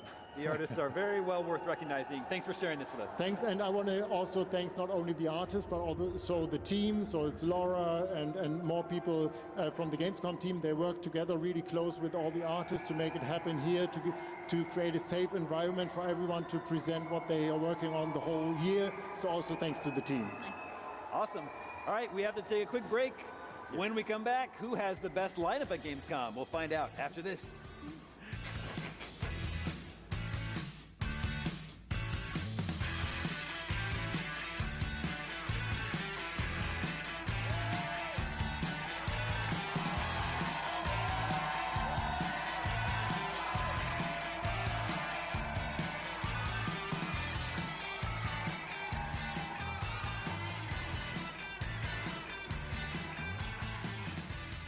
The Cinefix Top 100.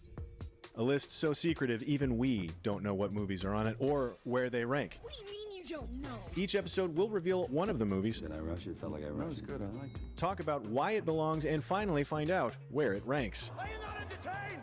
Are any of the movies we've shown here even on the list? I have no idea, and it drives me crazy. Join us as we find out on Cinefix, IGN, and wherever you get your podcasts. Why so serious? Catch up on all your favorite shows with up-to-the-minute gaming and entertainment news with Geek Media Podcasts. Welcome to a very special episode of IGN GameScoop. GameScoop has you covered for all things gaming and the latest game releases. Tune into Podcast Beyond for the biggest PlayStation news. Man, this is a cool looking trailer. Everything Xbox on Podcasts Unlocked. This is Steve Downs, the voice of Master Chief. Catch up with your Super Nintendos on Nintendo Voice Chat. Switched to pre-order Mania. It was chaotic last night. And get all the latest console news and rumors with Next Gen Console Watch. Now Xbox and Phil Spencer are even saying that a mid-gen refresh isn't even necessary. The Cinefix Top 100 podcast picks a movie every week to celebrate and debate. It's kind of every movie's grandpa. Geek Media Podcasts, the best podcasts from around the world. IGN Playlist is the best way to track your game collection. Now you can even import your entire Steam library to Playlist, making it easier than ever to review games, show off your collection of the world, and finally chip away at that massive backlog you keep meaning to get to. IGN Playlist, check it out. Can't find that final collectible you're missing? IGN guides are trusted by millions, easy to use, and best of all, free. IGN has the very best, most complete and accurate guides for Shadow of the Erdtree, Baldur's Gate 3, Tears of the Kingdom, and so much more. It's good, right? Every guide is tested and verified for you by experts. Just search for IGN when you search for guides.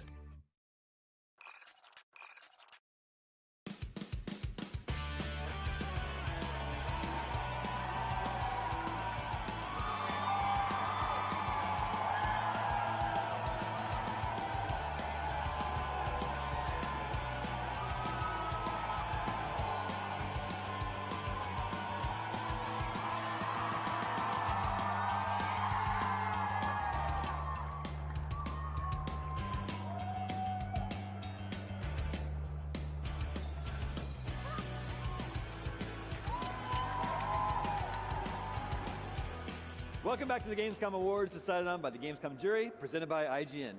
Now it's time for the best lineup category. Who brought the best lineup of games to Gamescom? It's one thing to have a single great game at your booth, but what about publishers and studios that bring a whole collection of games to Gamescom? Let's go to the stage to hear the nominees for the best lineup here at the Gamescom Awards show. Let's head right into the nominee list for best lineup, and we start with Bandai Namco. Wow, love that. Next up is Capcom Entertainment. We have Hoyoverse. Next up, Joystick Ventures, and last but not least, Quantum Frog. And let's announce the winner, Leonie. Right Yes, away. there can only be one, and this year, the winner of Best Lineup Gamescom 2025 is Capcom! Welcome back to the stage. Congratulations. This is amazing, right? Yes, it is small and amazing. The team is very happy and very, very pleased. Let's talk a little bit more about the lineup in the studio. We will send you right over. Thank you very much and congratulations again.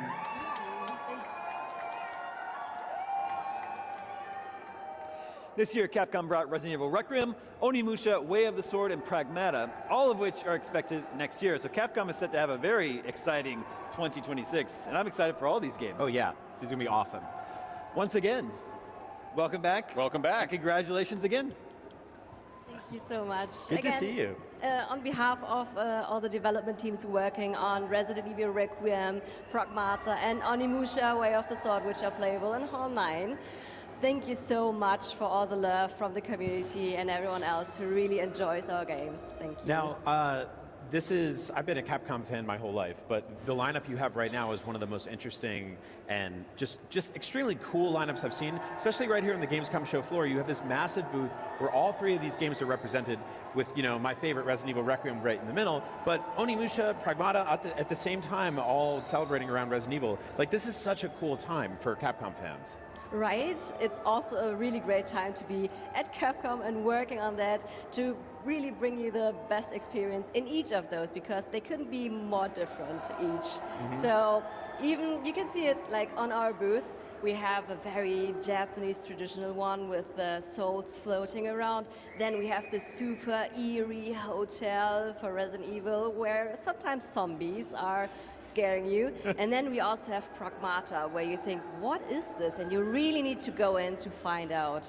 And you will be very, very pleasantly surprised. I think it's a cool lineup too, because you've got Resident Evil, which has been going strong pretty much nonstop. You've got Onimusha, which is kind of making a comeback after a while, and you've got Pragmata, which is something completely brand new. It's a little bit of something for everybody. That's absolutely right. So we really hope that everybody finds something. Ideally, everybody will love everything, right? I'm buying all three. Capcom's reputation for quality, it goes back years and years now. It has an incredible track record. You've become one of the most just consistently high quality developers. So what's the secret? Thank you so much, first of all. I honestly think that would be a great idea to ask one of our developers once they have the chance to get here. Okay, I'll ask them next time. But thank you so much for coming by and congratulations again. Thank you so much. Now it's time for the best trailer category, and I think it was so unanimous this year, there's only one nominee, so we can jump straight into announcing the winner. We'll do that at the stage.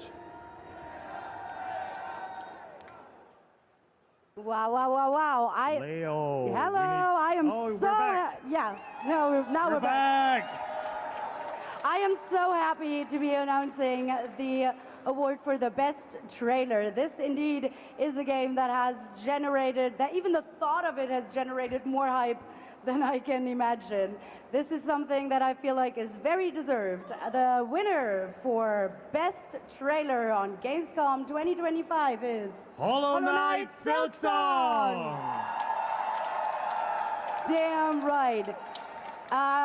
We have to accept the award on their behalf, but I'm sure we might see them again, maybe another Gamescom, and I'm sure there might be some other moments to give them awards. But thank you so much.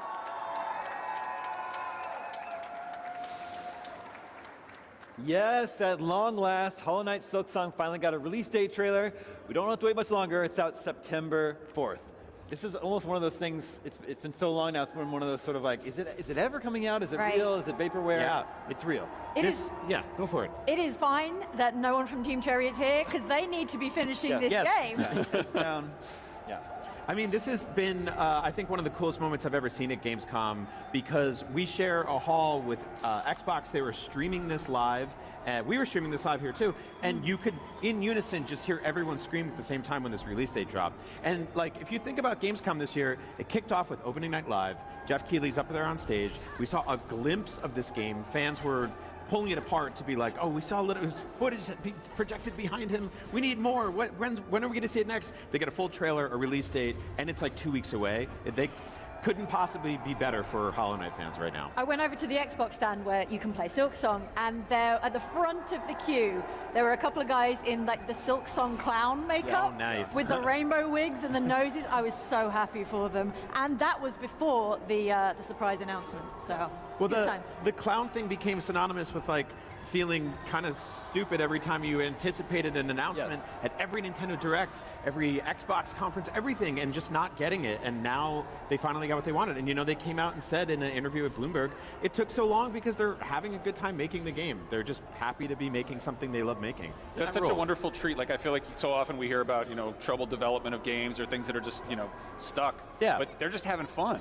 And then it shows. It looks incredible. This is, you know, this is going to be a work of art. And yeah. And now, as of today, it's less than 2 weeks away, so. Yeah.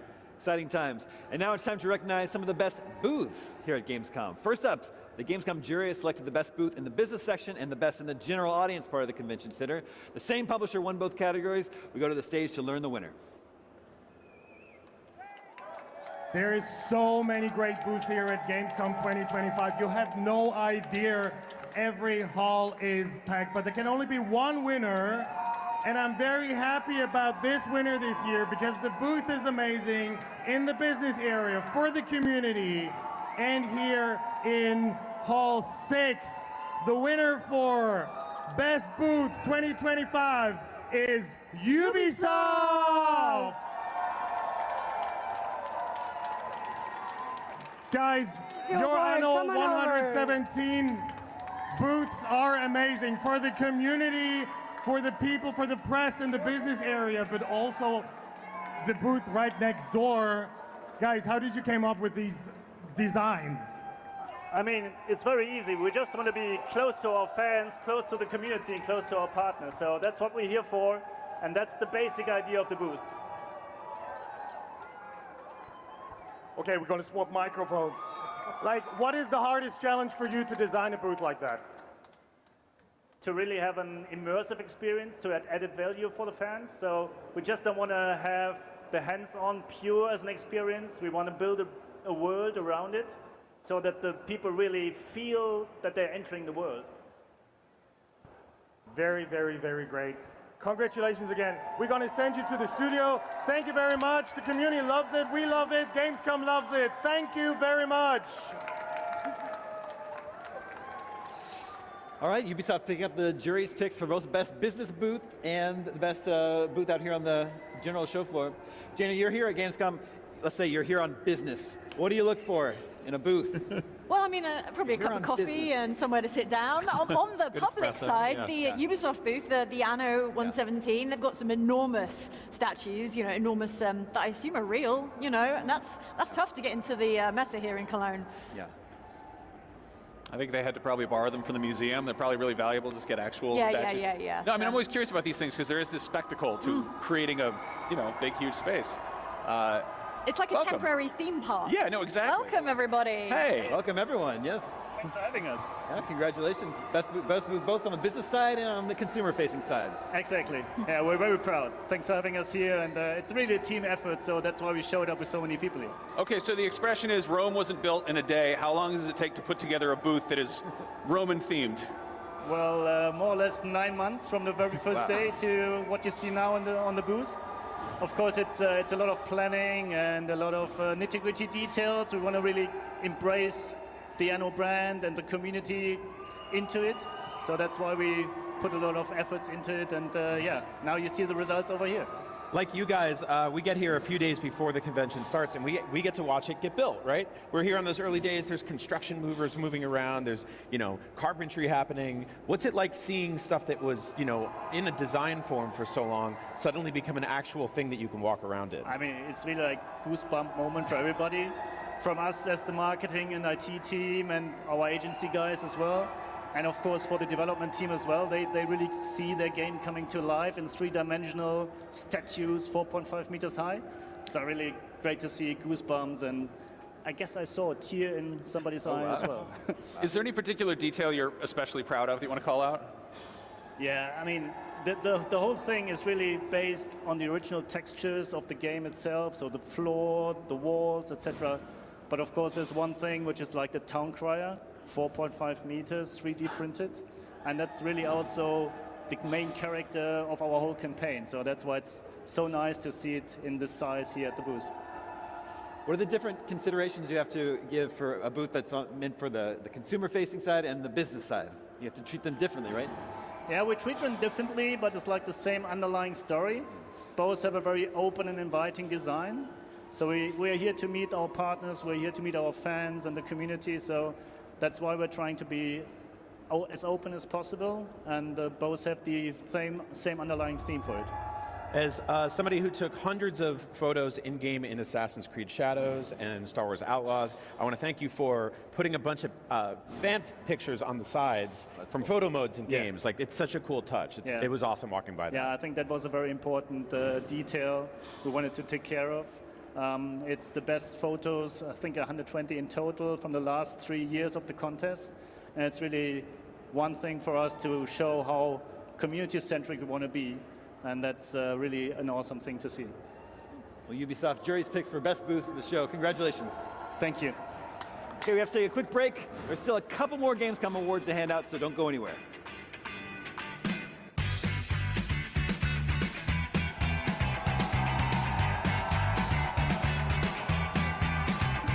All right, this thing is moving smoothly, kind of, sort of. Listen, it's live, that's for damn sure. Shout out to everybody that's been here. Good morning, good afternoon, good evening. What up, humanity? Thank you for being here. Appreciate you. I've been busy tinkering away, figuring shit out, trying to make the best whatever the fuck I'm doing possible. And I want to say thank you. Right, I really do. I want to thank you. This is all loud. We don't need this so loud. I want to thank you so much for being here, for being a part of what this is, the Lord No Face experience, the coming of the Lord, the coming of the Lord. It's morning. I'm hyped. I actually slept well. Like, my sleep schedule is changing. It's getting better. That feels good. Hitting the exercises while we're watching this thing, because I mean, it's so long. Why wouldn't I exercise while watching these awards, right? Couple push-ups, couple sit-ups, couple crunches. Got to get my planks in real quick. Got some bud, you know what I mean? So I'm about to roll up the goddess. And I'm thinking about what I can play, but I also need to finish up. I have to make these 10 sales calls, get those calls done. But I also want to know what I can play. Since we have so many people here, I'd love to play games. And I've been playing Metaphor Refantasia because I'm trying to get it done before not Summer Game Fest. The Game of the Year awards, right? From the Game Awards show, because I want to play this year's Game of the Year on stream for, whatever. But that game is long as hell, bro. I've been putting about 100 hours in already, and I still got more to go. I still got like 2 months on the calendar. But anyway, what I'm trying to say is I appreciate you guys being here. Thank you for being here. I hope you are healthy. I hope you're going to have a wonderful day. If it's a beautiful day outside, go touch grass, get outside and walk. You can bring your phone with you. Thank you for lurking. Thank you for being here, man. Seriously. I think it's really cool that I have, all of us together, as Faceless community, chilling, being a part of this, and loving it up, right? So we'll get back to the award show. Thank you so much again. You guys are the shit. Never forget how cool you are. Faceless or whatever. Doesn't matter if we're not in front of each other. We're still holding it down. And I appreciate you holding it down. If you want to win free stuff, just get a tattoo of what you want. Help your chances. Welcome back to the 2025 Gamescom Awards, chosen by the Gamescom jury, presented by IGN. We just heard the jury's pick for best booths, but Gamescom attendees also got to pick their favorite booth this year. Every year at Gamescom, across the huge show floors, mini halls, thousands of fans line up to experience sights and sounds they can only find here. Let's go to the stage to find out the nominee for best booth at the 2025 Gamescom Awards show. So the next award is also for you guys, because you get to experience these booths first, and it's best booth here in the consumer area. And guys, you might guess it. You might guess it. The winner, why would we guess it? The winner for best booth here at Gamescom 2025 is on my shirt. It's Pokemon! Congratulations. Come on over here. Welcome to the stage. Wow, thanks for accepting this award, and thanks for having such a great booth. How has Gamescom treated you so far? It's been amazing. We want to really thank all the trainers here today that voted for the Pokemon booth. We love you. You're the best. We also just want to shout out the team that worked on it, so the Inception team that helped us build it, the events team, our product managers. It's been amazing, so thank you very much. Thank you guys for being with us today. Thank you. Okay, we'll see you inside the studio. Okay, Pokemon winning the people's choice. The people have spoken, and they choose you, Pokemon. Yeah, nicely done. I knew you were going to go there with that. No, it's awesome. There's so many booths here, and Pokemon is just eternal. It is just eternally popular, and people of all ages have been gravitating towards it every couple of years for new generations. It's awesome to see. Congratulations. Welcome. Hello, I'm so excited. Hello, everyone. My name's Richie. Brian. Brian, Thanks nice for to meet you coming. here, everyone. And I am the Senior PR Manager for the Pokemon Company International. That's awesome. Thank you very much. So tell us about the sort of vision behind your booth this year. So it's the year of Mega Evolution for us. So, it's showing it right now. We have the new video game coming out later this year, Legends ZA, which I hope everyone's very excited about. Return of Mega Evolution, fan favorite mechanic. And we have Mega Evolution coming to Pokemon TCG Pocket, and also the trading card game, and we have another Mega Evolution experience coming up in a few weeks in Paris. So we wanted to take trainers to Lumiose and get to experience a little slice of it for themselves, a little bit of Kalos. I was very happy to see, as someone who's been covering this industry for a long time, specifically Nintendo stuff, all of those Switch 2s are finally just out in the wild. They're not secrets anymore. So you have people coming up and getting to play the new Pokemon game on Switch 2 for the first time, but they're also playing card games at the same time too. So this is a sort of a celebration of all the ways people are interfacing with Pokemon right now. Yes. Exactly. So we have half the booth is also Play Lab, which is our section where you can come and learn how to play this event. We've got the trading card game and Pokemon Unite. So we have families of all ages that come up and learn how to play together, and then they can also experience the Legends ZA demo on the other side. So yeah, it's for all ages. Come and visit us if you haven't seen us already. The Gamescom takes place here in August. When does this begin? When does planning begin? When do you break ground and just start of like planning what you want to do with your booth? Oh God! So we started planning at like the end of Gamescom last year already for what we were going to do here. It's just dependent on whether we can have the demo, what we're going to show exactly. But we knew that we wanted to go down the Lumiose City route and give fans something really special because they've wanted Mega Evolution for a very long time. So this was our kind of like thank you to all the trainers that have been coming to our Gamescom booths for the last few years. So we hope they love it. Well, it seems like they do. Congratulations again. Thank you very much. All right, that brings us to our final award of the show, Best Merch. There's certainly a lot of merch to be had at Gamescom, but which is the best? Let's go to the stage to find out. Oh my God, merch! I love Aren't we all here merch. for it? Do you guys love merch? I think they love merch. Yeah, that makes sense. I think they like merch, Leonie. Maybe, it seems like it. Well, if there is one booth that has given out the best and most creative merch that the Gamescom has seen this year, then that would be the winner of the best merch for Gamescom 2025. And that winner is Starbird's Gotcha Machine! Congratulations! Congratulations! Here's your award for the best merch, and you give me the merch that you brought. I will take it. I will. No. What do you mean? This is for them. Should we give it out? Should we give it out? Yes. Guys, look, we got so much merch. We will throw it to the fans. You can trust us. Yes. And we will send you to the studio. Sure, I will. Thanks, everyone. Thank you. At Indie Arena.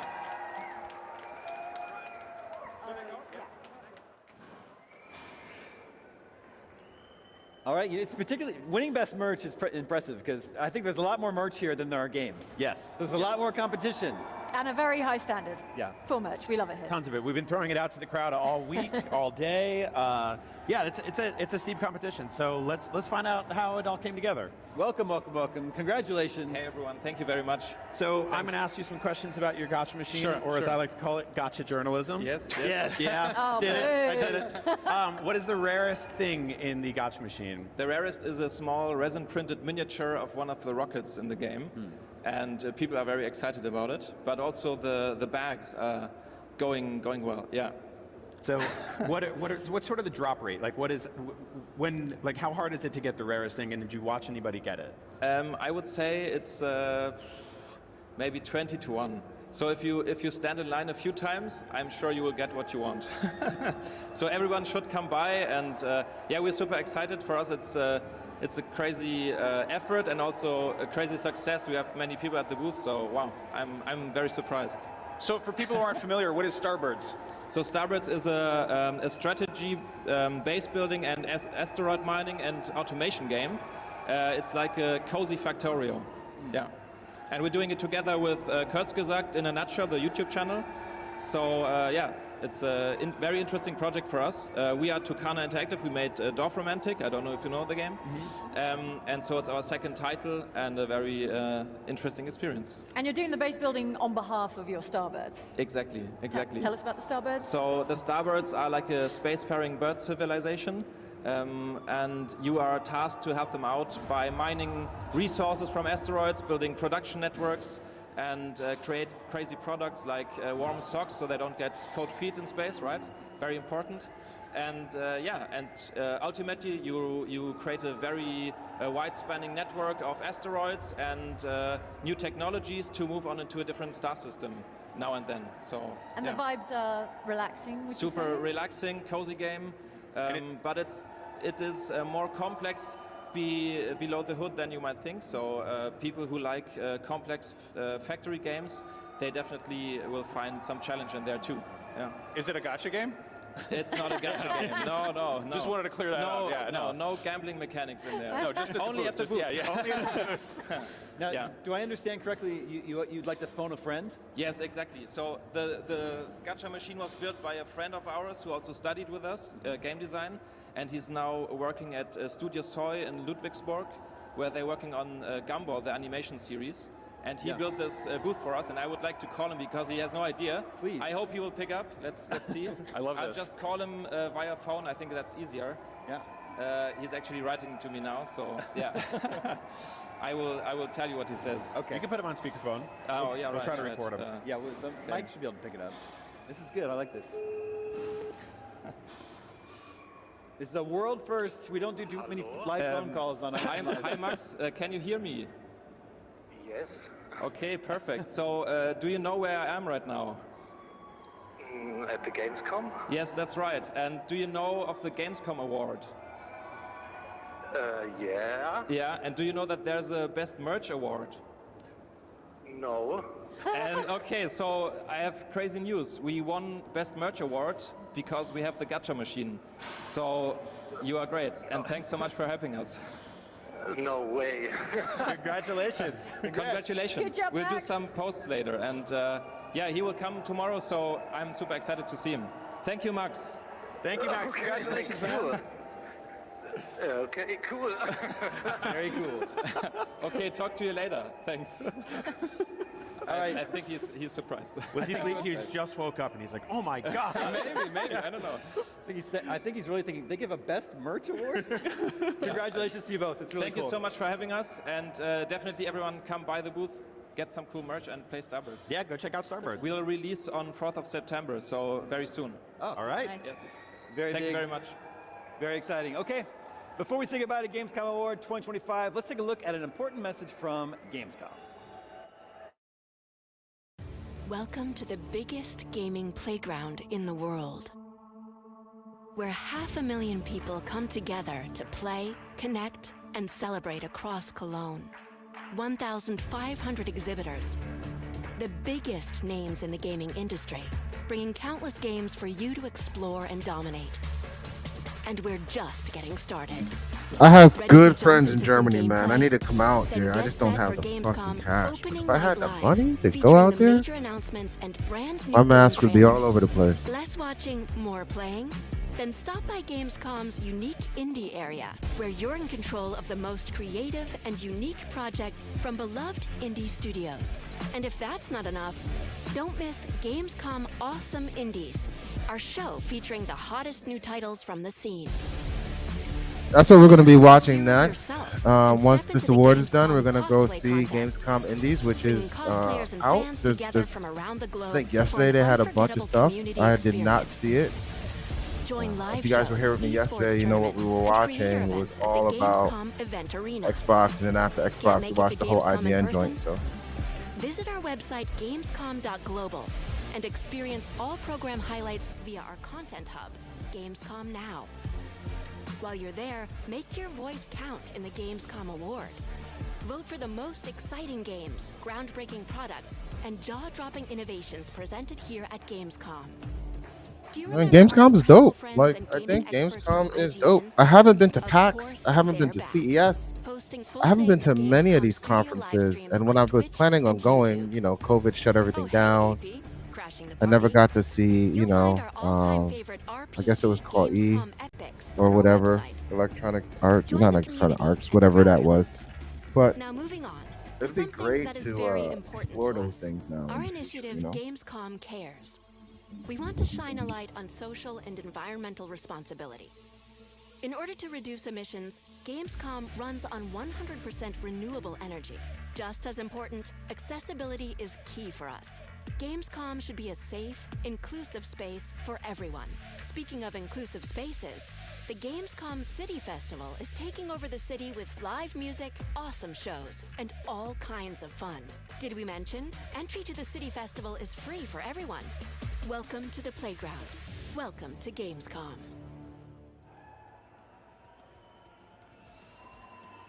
Well, we're winding down the 2025 Gamescom Award Show. Congratulations again to all the nominees and winners this year. There are so many great games at Gamescom, it can be hard to keep track of them all, so why not head over to the official Gamescom Steam event and add a few to your wish list, and let the devs know that you're excited for what they're working on. And hey, we're not done yet. Be sure to tune in tomorrow for a bunch of gameplay deep dives and developer interviews about huge upcoming games. We got Dying Light, The Beast, High on Life 2, and Sonic Racing Cross Worlds, just to name a few. And on Sunday, we've got a bunch of special Game Scoop episodes of IGN shows like Nintendo Voice Chat and Next Gen Console Watch. But right now, it's time to call it a day on the 2025 Gamescom Award Show. Thank you to everyone who came to watch here on the show floor. Everyone at home, we'll see you tomorrow.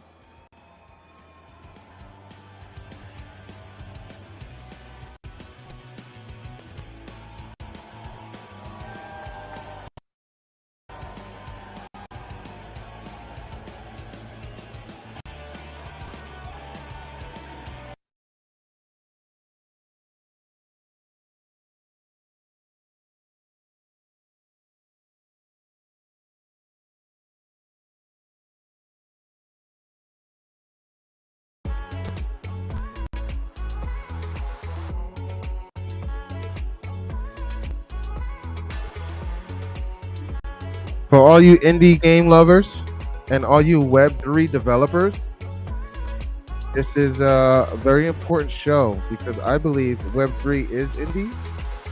Obviously, it's not AAA or AA, even though some of them had some money. A lot of people expected them to turn games around in 2021 by 2022, and that's just not the gaming industry. And after listening and watching that clip from Hip Hop Gamer, interviewing the Sony executive, the ex-Sony executive that decided to retire in 2019, a lot was highlighted about what games need to be made, why do they need to be made, how is it going to cultivate things and change things, and like, what are you really trying to do? Like, what is your goal in making games, right? So I think it's very important if you are a Web3 game developer, if you're an investor in NFTs, Web3 gaming, that you understand the quality of indie games that are out now and that you play them, that you engage with them, that you understand them, because then you'll actually understand what you want. Unless you just want the coin to go up and you're hoping that marketing hype does it. Marketing hype couldn't even save fucking Halo Infinite, bro. Like, think about that. Halo Infinite had a horrible run when Xbox first dropped. Marketing did not save it. It had its hype for a bit because people were getting some crazy clips, and now it takes 20 minutes to get into a game until PlayStation jumps on, and now we have more players. So, I mean, pay attention to what's going on, all right? Indie markets are important, especially in gaming. Also, I think the stock market is fucking ripping right now. If you are into stock, S&P, the S&P is ripping, the Dow is ripping, the Nasdaq's ripping, the Russell is ripping, The VIX is dropping, which means everything is ripping. Gold is ripping. Roblox is still ripping? Come on, y'all need to short this shit. UI, I know people talking about UI. All these are, I mean,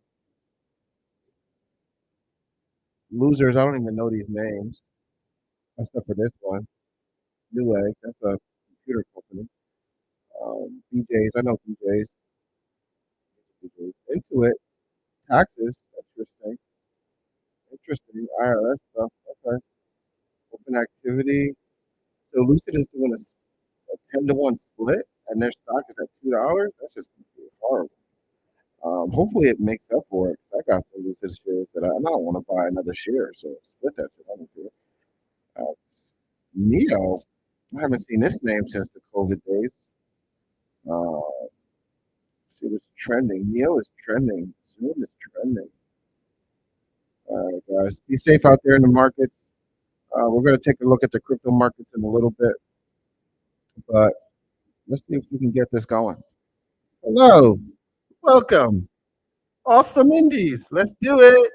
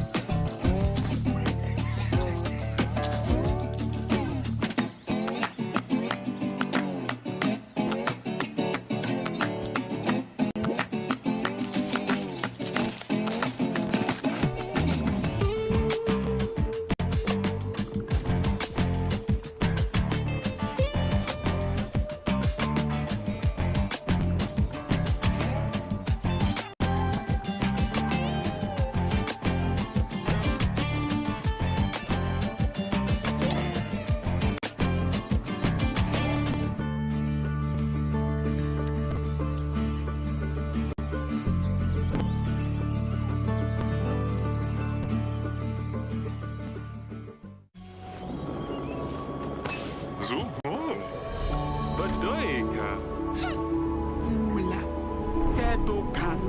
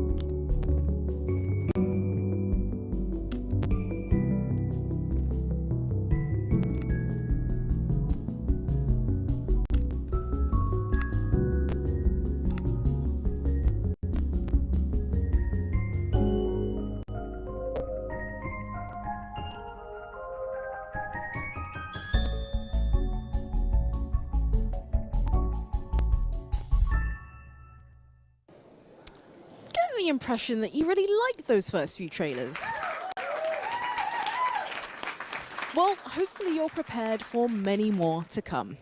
Our next set of trailers will take you on a journey from the highest mountains down into the darkest depths. Let's dive into them.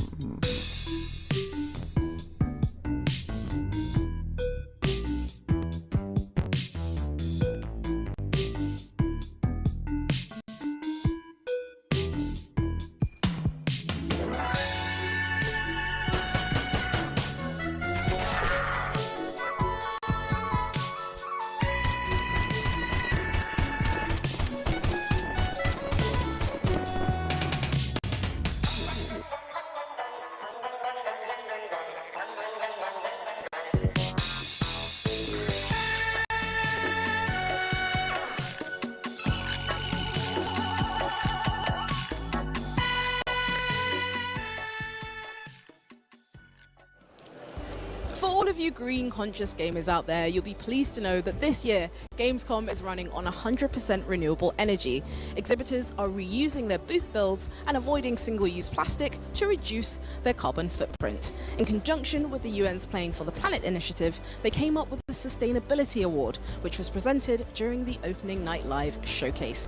To find out more about Gamescom's official sustainability efforts, head on over to the website, and you can donate directly by purchasing a green ticket. So I'm sure by now you've gotten a glimpse into the sheer versatility that indie games can provide. And trust me, it's only getting better from here. Our next games are a perfect example of that. From slaying dragons, to surviving on a creepy boat, and living in an apartment, which in these economic times is a very big deal. See for yourself.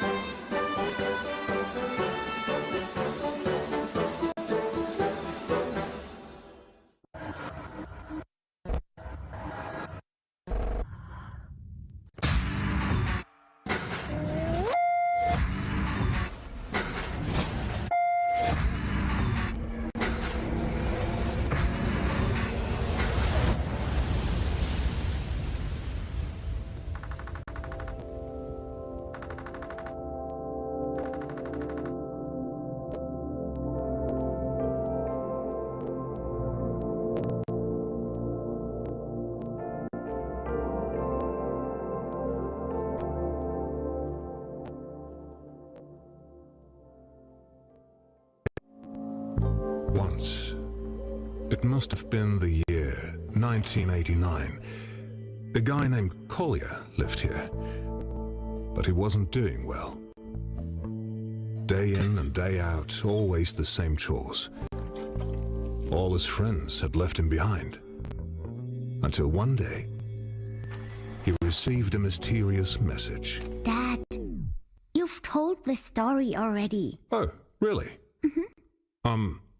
Let me think. There's more where that came from. Did you ever wonder who else lived in this apartment before?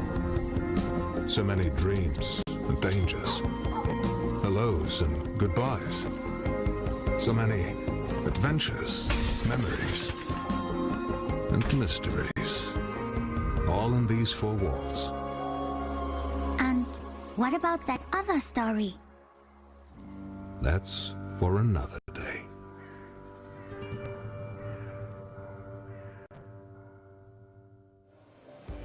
What is Gamescom Cares? Gamescom Cares is an initiative where exhibitors and partners can pitch ideas around social responsibility. This year, Gamescom has taken several strides to improve the experience of those who have mobility impairments. To find out more about Gamescom's Safer Space policy, head on over to the official Gamescom website. Sure, battling powerful enemies and running around being a hero is important, I guess. But we mustn't forget about the common people. There is a beauty in the mundanity of it all, from delivering packages to running your very own tavern.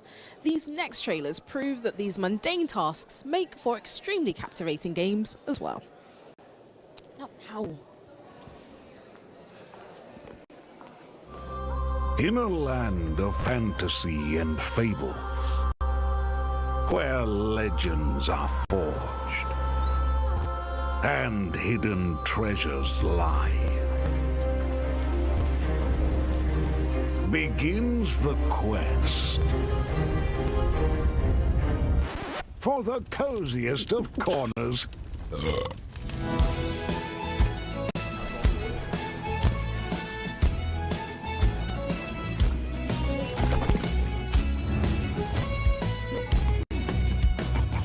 Forget saving the world. Relax and run your own cozy pub for quirky adventurers.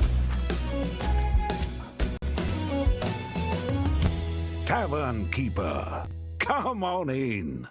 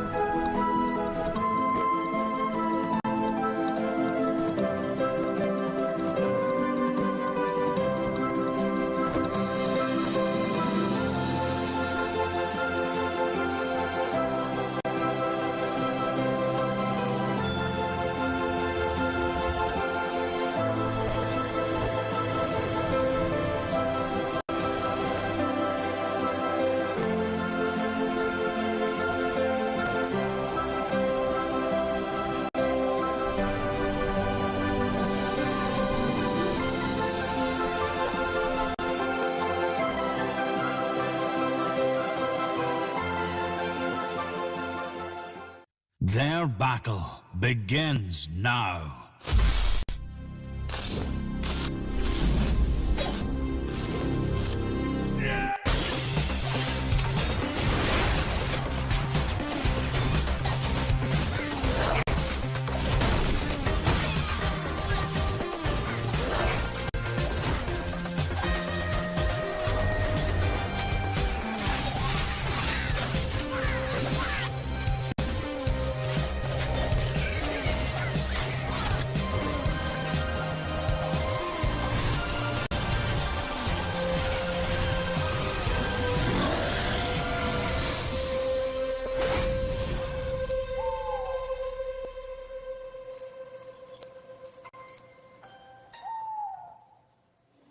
Welcome back to the big Gamescom stage. It is great to see all of your excited little faces. Now, Awesome Indies is not only a show full of banging trailers back-to-back, sprinkled in with some fabulous hosting, if I do say so myself. No, I dive deeper into the creative minds behind some of the most charming indie games around.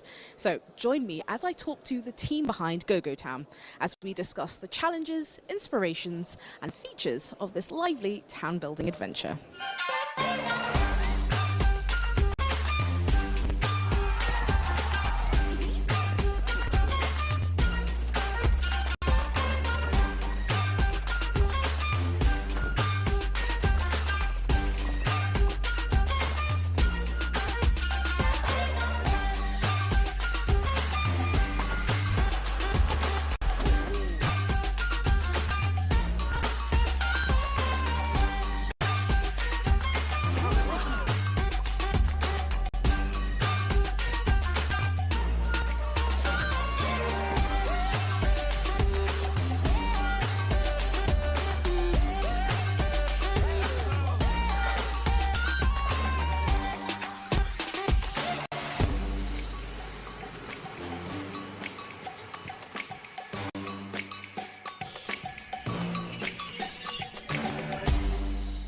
I'm here with Cheryl from Prideful Sloth. And to everybody that just saw that fantastic trailer, could you give us a one-sentence summary of Go-Go Town? Go-Go Town is a chaotic and cozy town building and automation sim. That was succinct. I really like that. That's fantastic.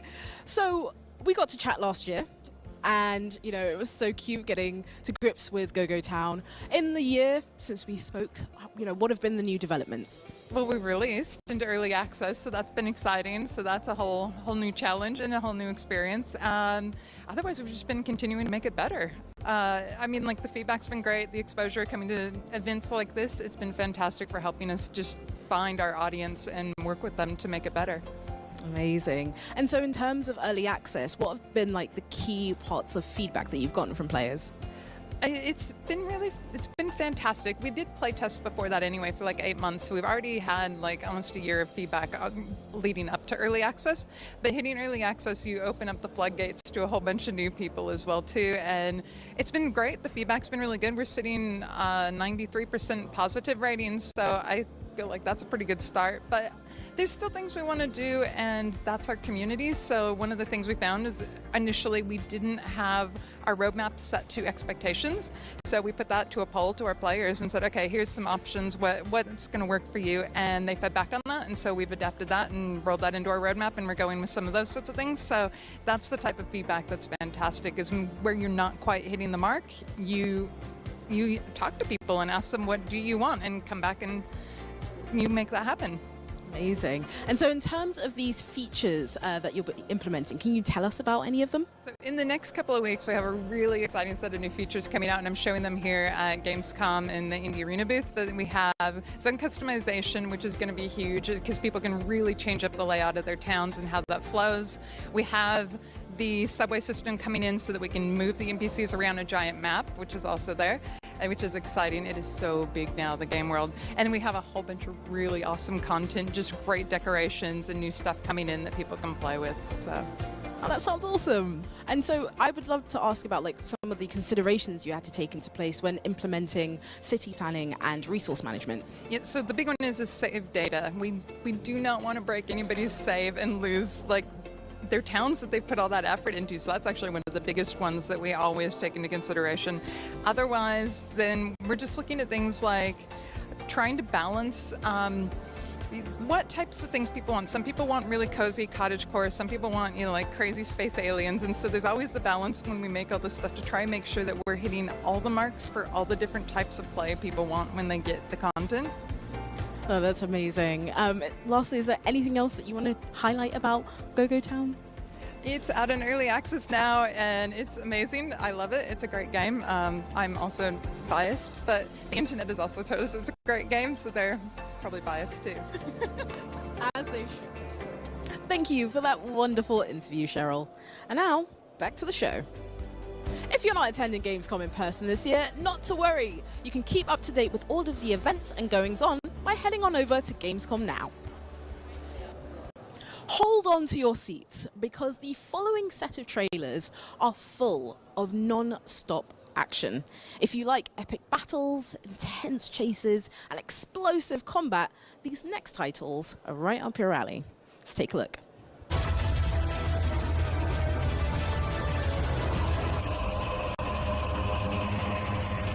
Eons ago, Goddess Life tricked her sister, Goddess Death, to seize her powers and create an immortal race. But Death sought revenge, seducing them to relinquish immortality, and their society crumbled. Centuries later, a new medieval civilization arose, led by the Church of Death, who relentlessly pursues the cult of life. Aiming to defy death once more, the Essence Mancers sought a ritual using first men's tech for eternal life with dire consequences. We are the result of these experiments.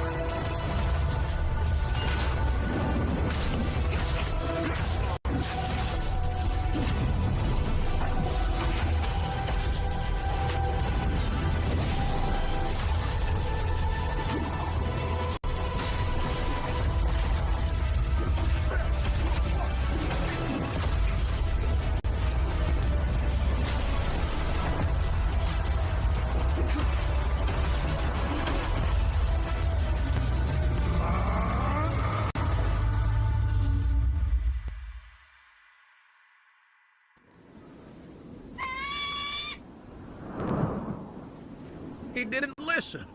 He never does. I said left square and he just went straight over the broken bridge. Like I'm not even...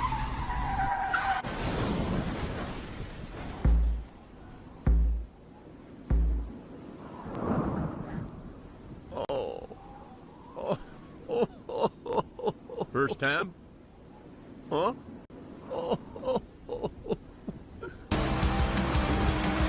Left 2, into, right 2. We stormed Tucker Castles. That was poetry in motion. Left square. Clean as a whistle. Right 1, into, left 1. Fast and fabulous. Can't wait to hit the gas.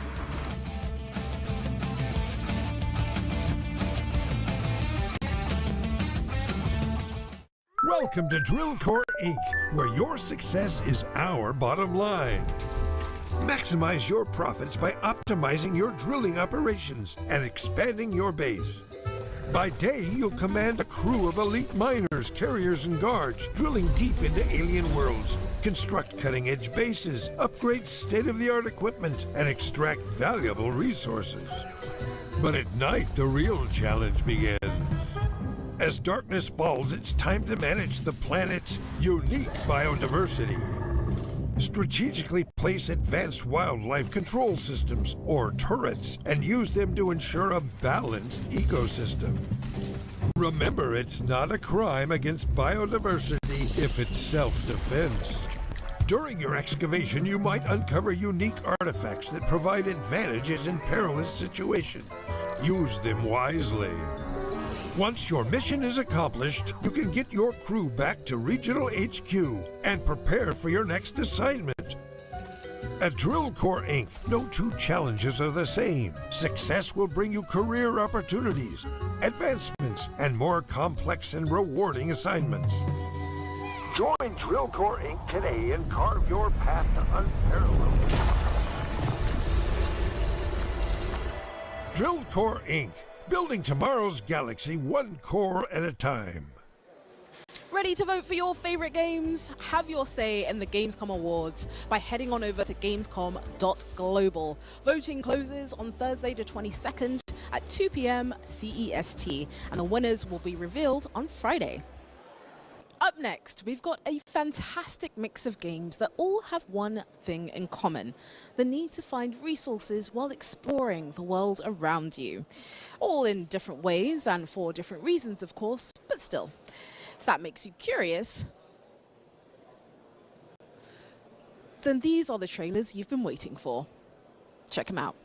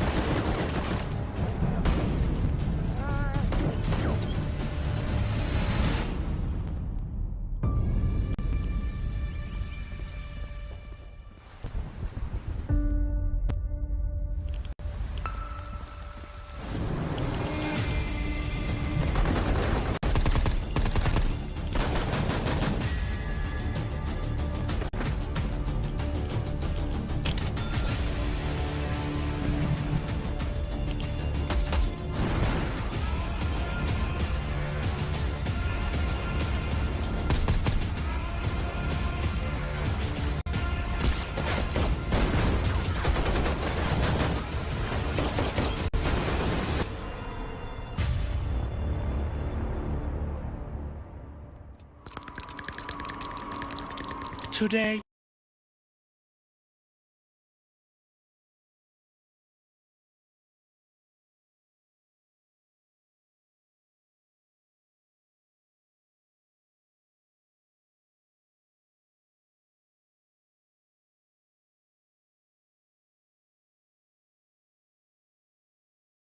we'll be making a local variant of the soup.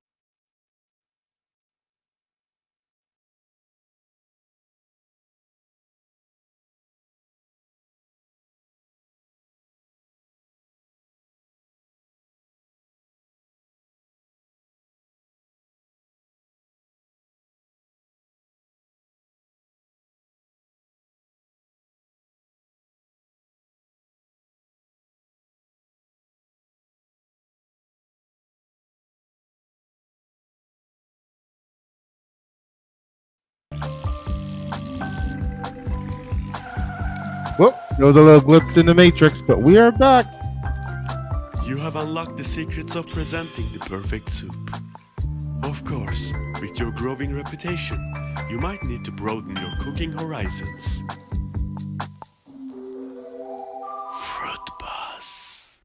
Tune in next time for the joy of cooking with Fruit Buzz, coming out October 28th.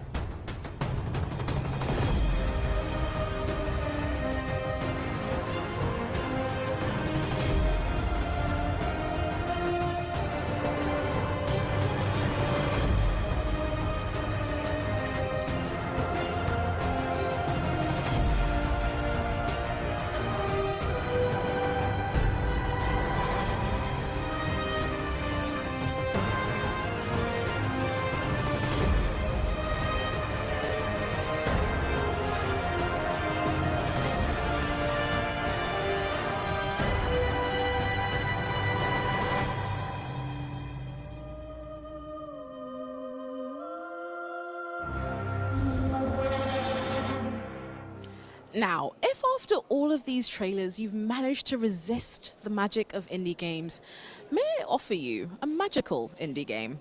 I'm thrilled to speak with the devs behind Grimoire Groves as we uncover the enchanting world that they've created.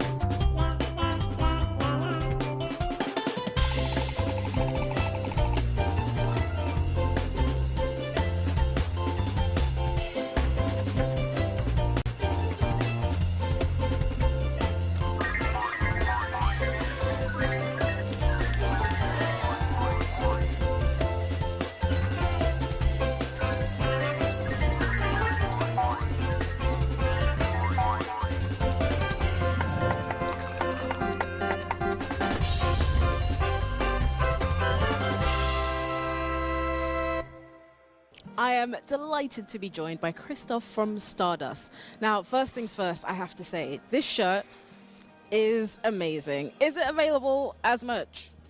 It is not right now. Maybe in the future, if you come to our Discord, spam us, tell us you want it. Okay, that's a challenge. So for everybody listening at home that is as jealous as I am, you know what to do. So could you give us a short one-sentence summary of Grimoire Groves? Yes, sure. It's a roguelike dungeon crawler mixed with farming sim. You will be dancing around in the forest, planting plants, and collect fruits. Oh, sounds amazing. So normally dungeon crawlers are, you know, dark and gritty. What made you want to go cutesy in this case? One of the biggest factors was also like just our studio. We love to do things a bit more diverse and interesting and bring new perspectives to games. And we really wanted to make a dungeon crawler that doesn't always kill things, because basically all dungeon crawlers kill things. And we wanted to try to bring the same action-based gameplay to a non-violent game. I love that so much. So what new features can players look forward to? Definitely planting all the plants in the forest, collecting all the fruits from the plants, growing their garden, building their garden more out, learning about the different spirits in the game, as you can also see here, and about other plant creatures, and getting to know the Grimoire Groves with its nice story. So I'd love to know about the design, about some of the magical creatures and spirits. So there's a lot of factors in the game. First of all, there's the 4 elemental spirits, each to one of their elemental biomes where they live, and you will learn about them in the storyline. And there's also the other plant creatures that you can plant into the ground. They're modeled after different plants. So like we have a beanie, we have a chestnut type plant. We also have a lot of other ones which have different interactions when you interact with them and get to know them. And you will collect all of them in your garden. Well, if your shirt is anything to go by, I'm so excited to meet them all. Do you have a favorite magical creature or spirit? Absolutely. I really love the fire spirit that we have in the game. He lives in the fire biome, and he's kind of based on a dragon, like Chinese dragon mixed with lion and tiger. And he's just really cute. He has 6 paws and a really cute head and cute fur. So I really love him. I'm getting a glimpse of him from your shirt. We have him on the shirt. Yeah, so you can see here, he's like this really cute kind of face, and I hope you will enchant the players. I'm enchanted, so I have a feeling that they will be too. Thank you so much for your time. Back to the show. Do you want to learn more about Gamescom and earn some cool rewards while you're at it? Then Gamescom Epics is for you. You'll test your gamer know-how and solve some tricky puzzles. Simply search Gamescom Epics and let the adventure begin. As you can see from down there in front of our very magnificent, very real Gamescom stage, we've got loads of fans in the house. Fans of roguelites, fans of dungeon crawlers, and fans of adorable magical creatures. If you find yourself amongst them, Grimoire Groves is definitely worth checking out. Now, if you live for RPG elements, exploration, and so much more, you'll be stoked for this next set of games. From building your very own ranch in the Wild Wild West to exploring the vast boundaries of space, I reckon there'll be something for everyone.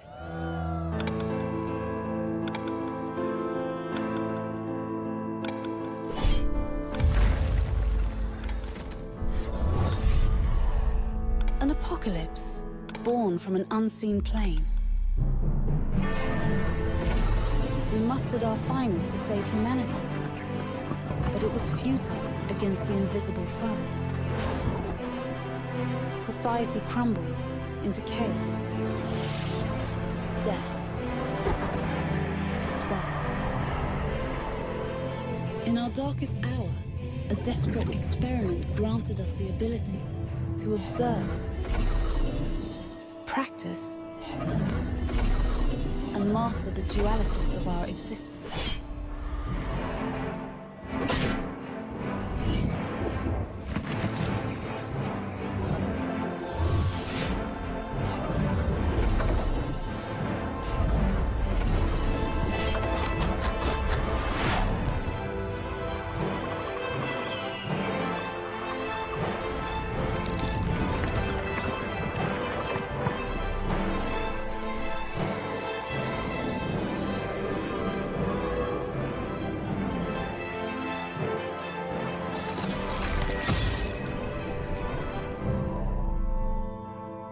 Are you ready to guide us, Commander?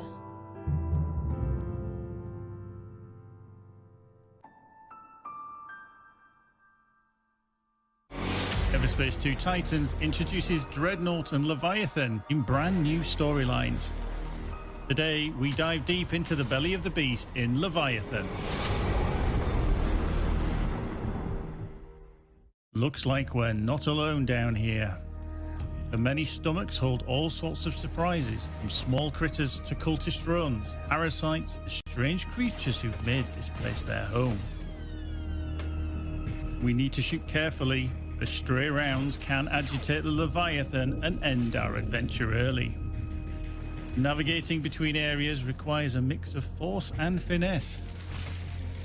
To progress deeper, we'll sever strands, clear infected areas, and avoid dangerous digestive systems. Pilots can extract rare crafting materials to create powerful new weapons. A successful journey inside ends with the discovery of a valuable pearl. Once the Leviathan questline is complete, pilots can continue exploring for lost treasure and rare materials. But come prepared. No 2 visits will be the same. Everspace 2 Titans launches September 16th on Steam, GOG, Xbox, and PlayStation.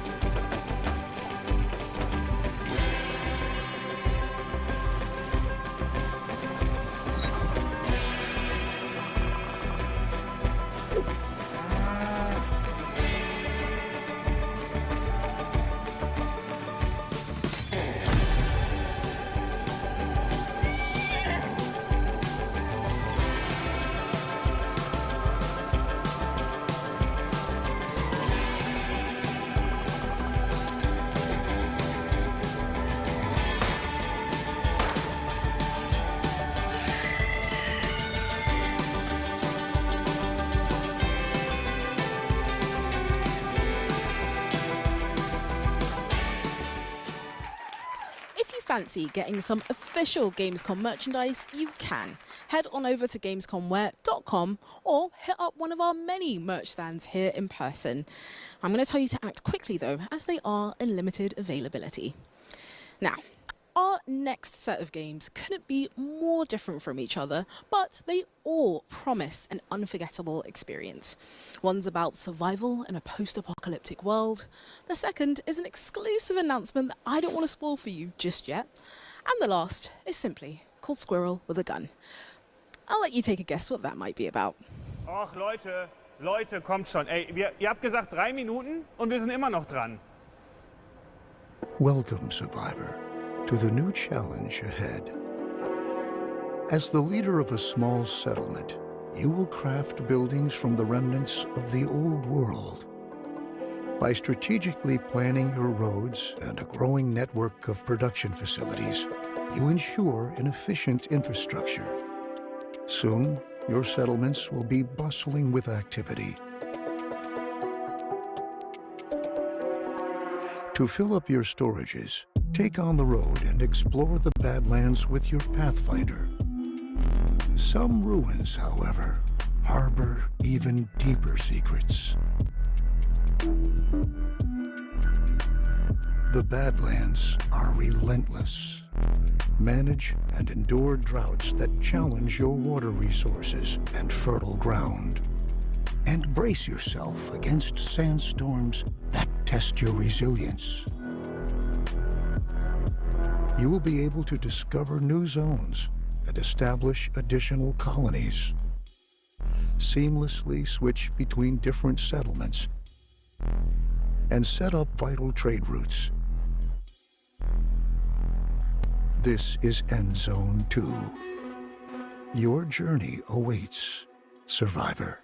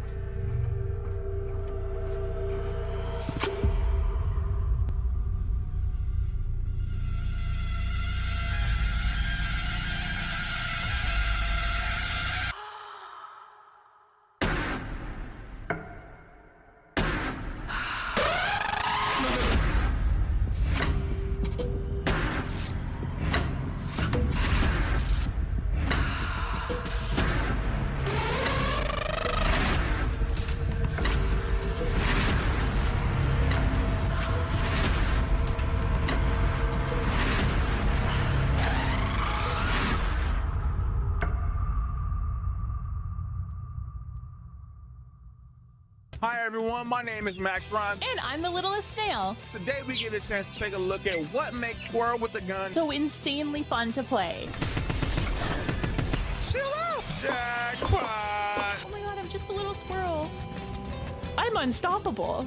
You get a chance to play as the neighborhood's most obnoxious rodent, causing mayhem and committing crimes in pursuit of the golden acorns. Give me all your acorns right now, ma'am. Got your iPhone and you can't do nothing about it. I'm on the roof of the house getting gold acorns. This nutty sandbox shooter and puzzle platformer has captured the hearts of squirrels around the world. It's adorable and cute and fluffy, but it's also menacing. And I love him. And I'm scared of him. And I am him. This game has it all. Crazy sandboxing. No! Squirrely gunplay. Why are they so shootable? Talk about causing mayhem. Oh yeah. And very interesting puzzle platform. Squirrel with a Gun also has some pretty epic boss fights. You think you can beat a squirrel with a gun? Yeah, I didn't think so.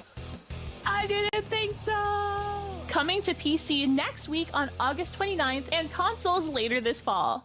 If you're coming down to Gamescom in person, you've got loads to look forward to. You've got the incredible Cosplay Village in Hall 5.1, where the Cosplay Awards are taking place on Saturday, the 24th of August. You've also got the Social Stage in Hall 11.2, where you can meet all of your favorite creators, maybe even get a little autograph. And finally, if you're not going to be here in person, that's okay too, because the entire live broadcast will be done by IGN on Gamescom's official Twitch and YouTube channels. I don't want to make you jealous or anything, but the atmosphere in this hall is buzzing. I know that you're eager. Entschuldigung, die Zeit ist jetzt wirklich Ich muss saugen. Es ist eilig. To see some incredible indie games. So, here are the final set of trailers. I can't fucking work like this, man. What the hell?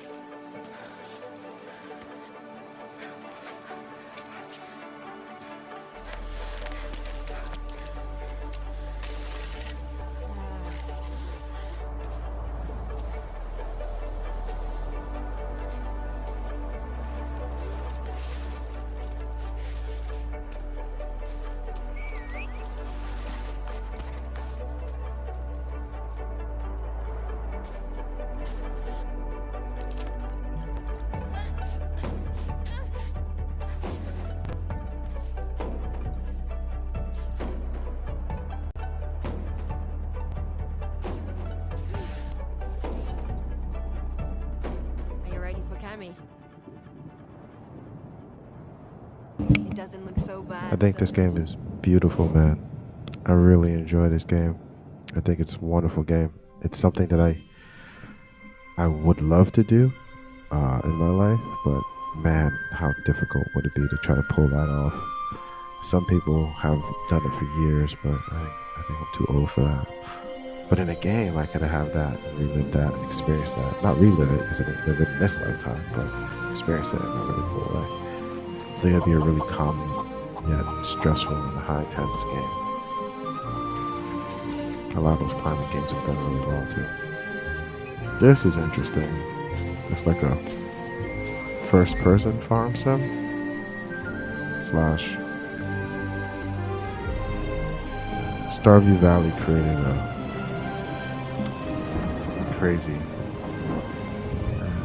I guess Nintendo has it too, like Animal Crossing. It's like, this is cool. Like, oh, it's multiplayer. You could fly to a person's island if that's what it is. Oh my gosh. That's what I'm talking about.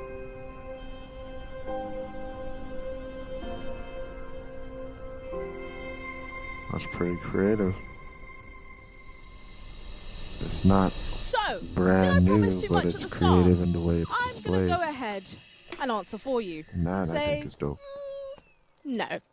I'm sure by now you've all gotten some upcoming indie titles to become obsessed with. I'm very much the same. So why not go ahead and show the devs some love by wishlisting their games, playing some demos, and recommending them to your friends. And for your favorite games, why not follow the devs on their social media channels? And while you're at it, why not do the same for us? You know, I know you want to.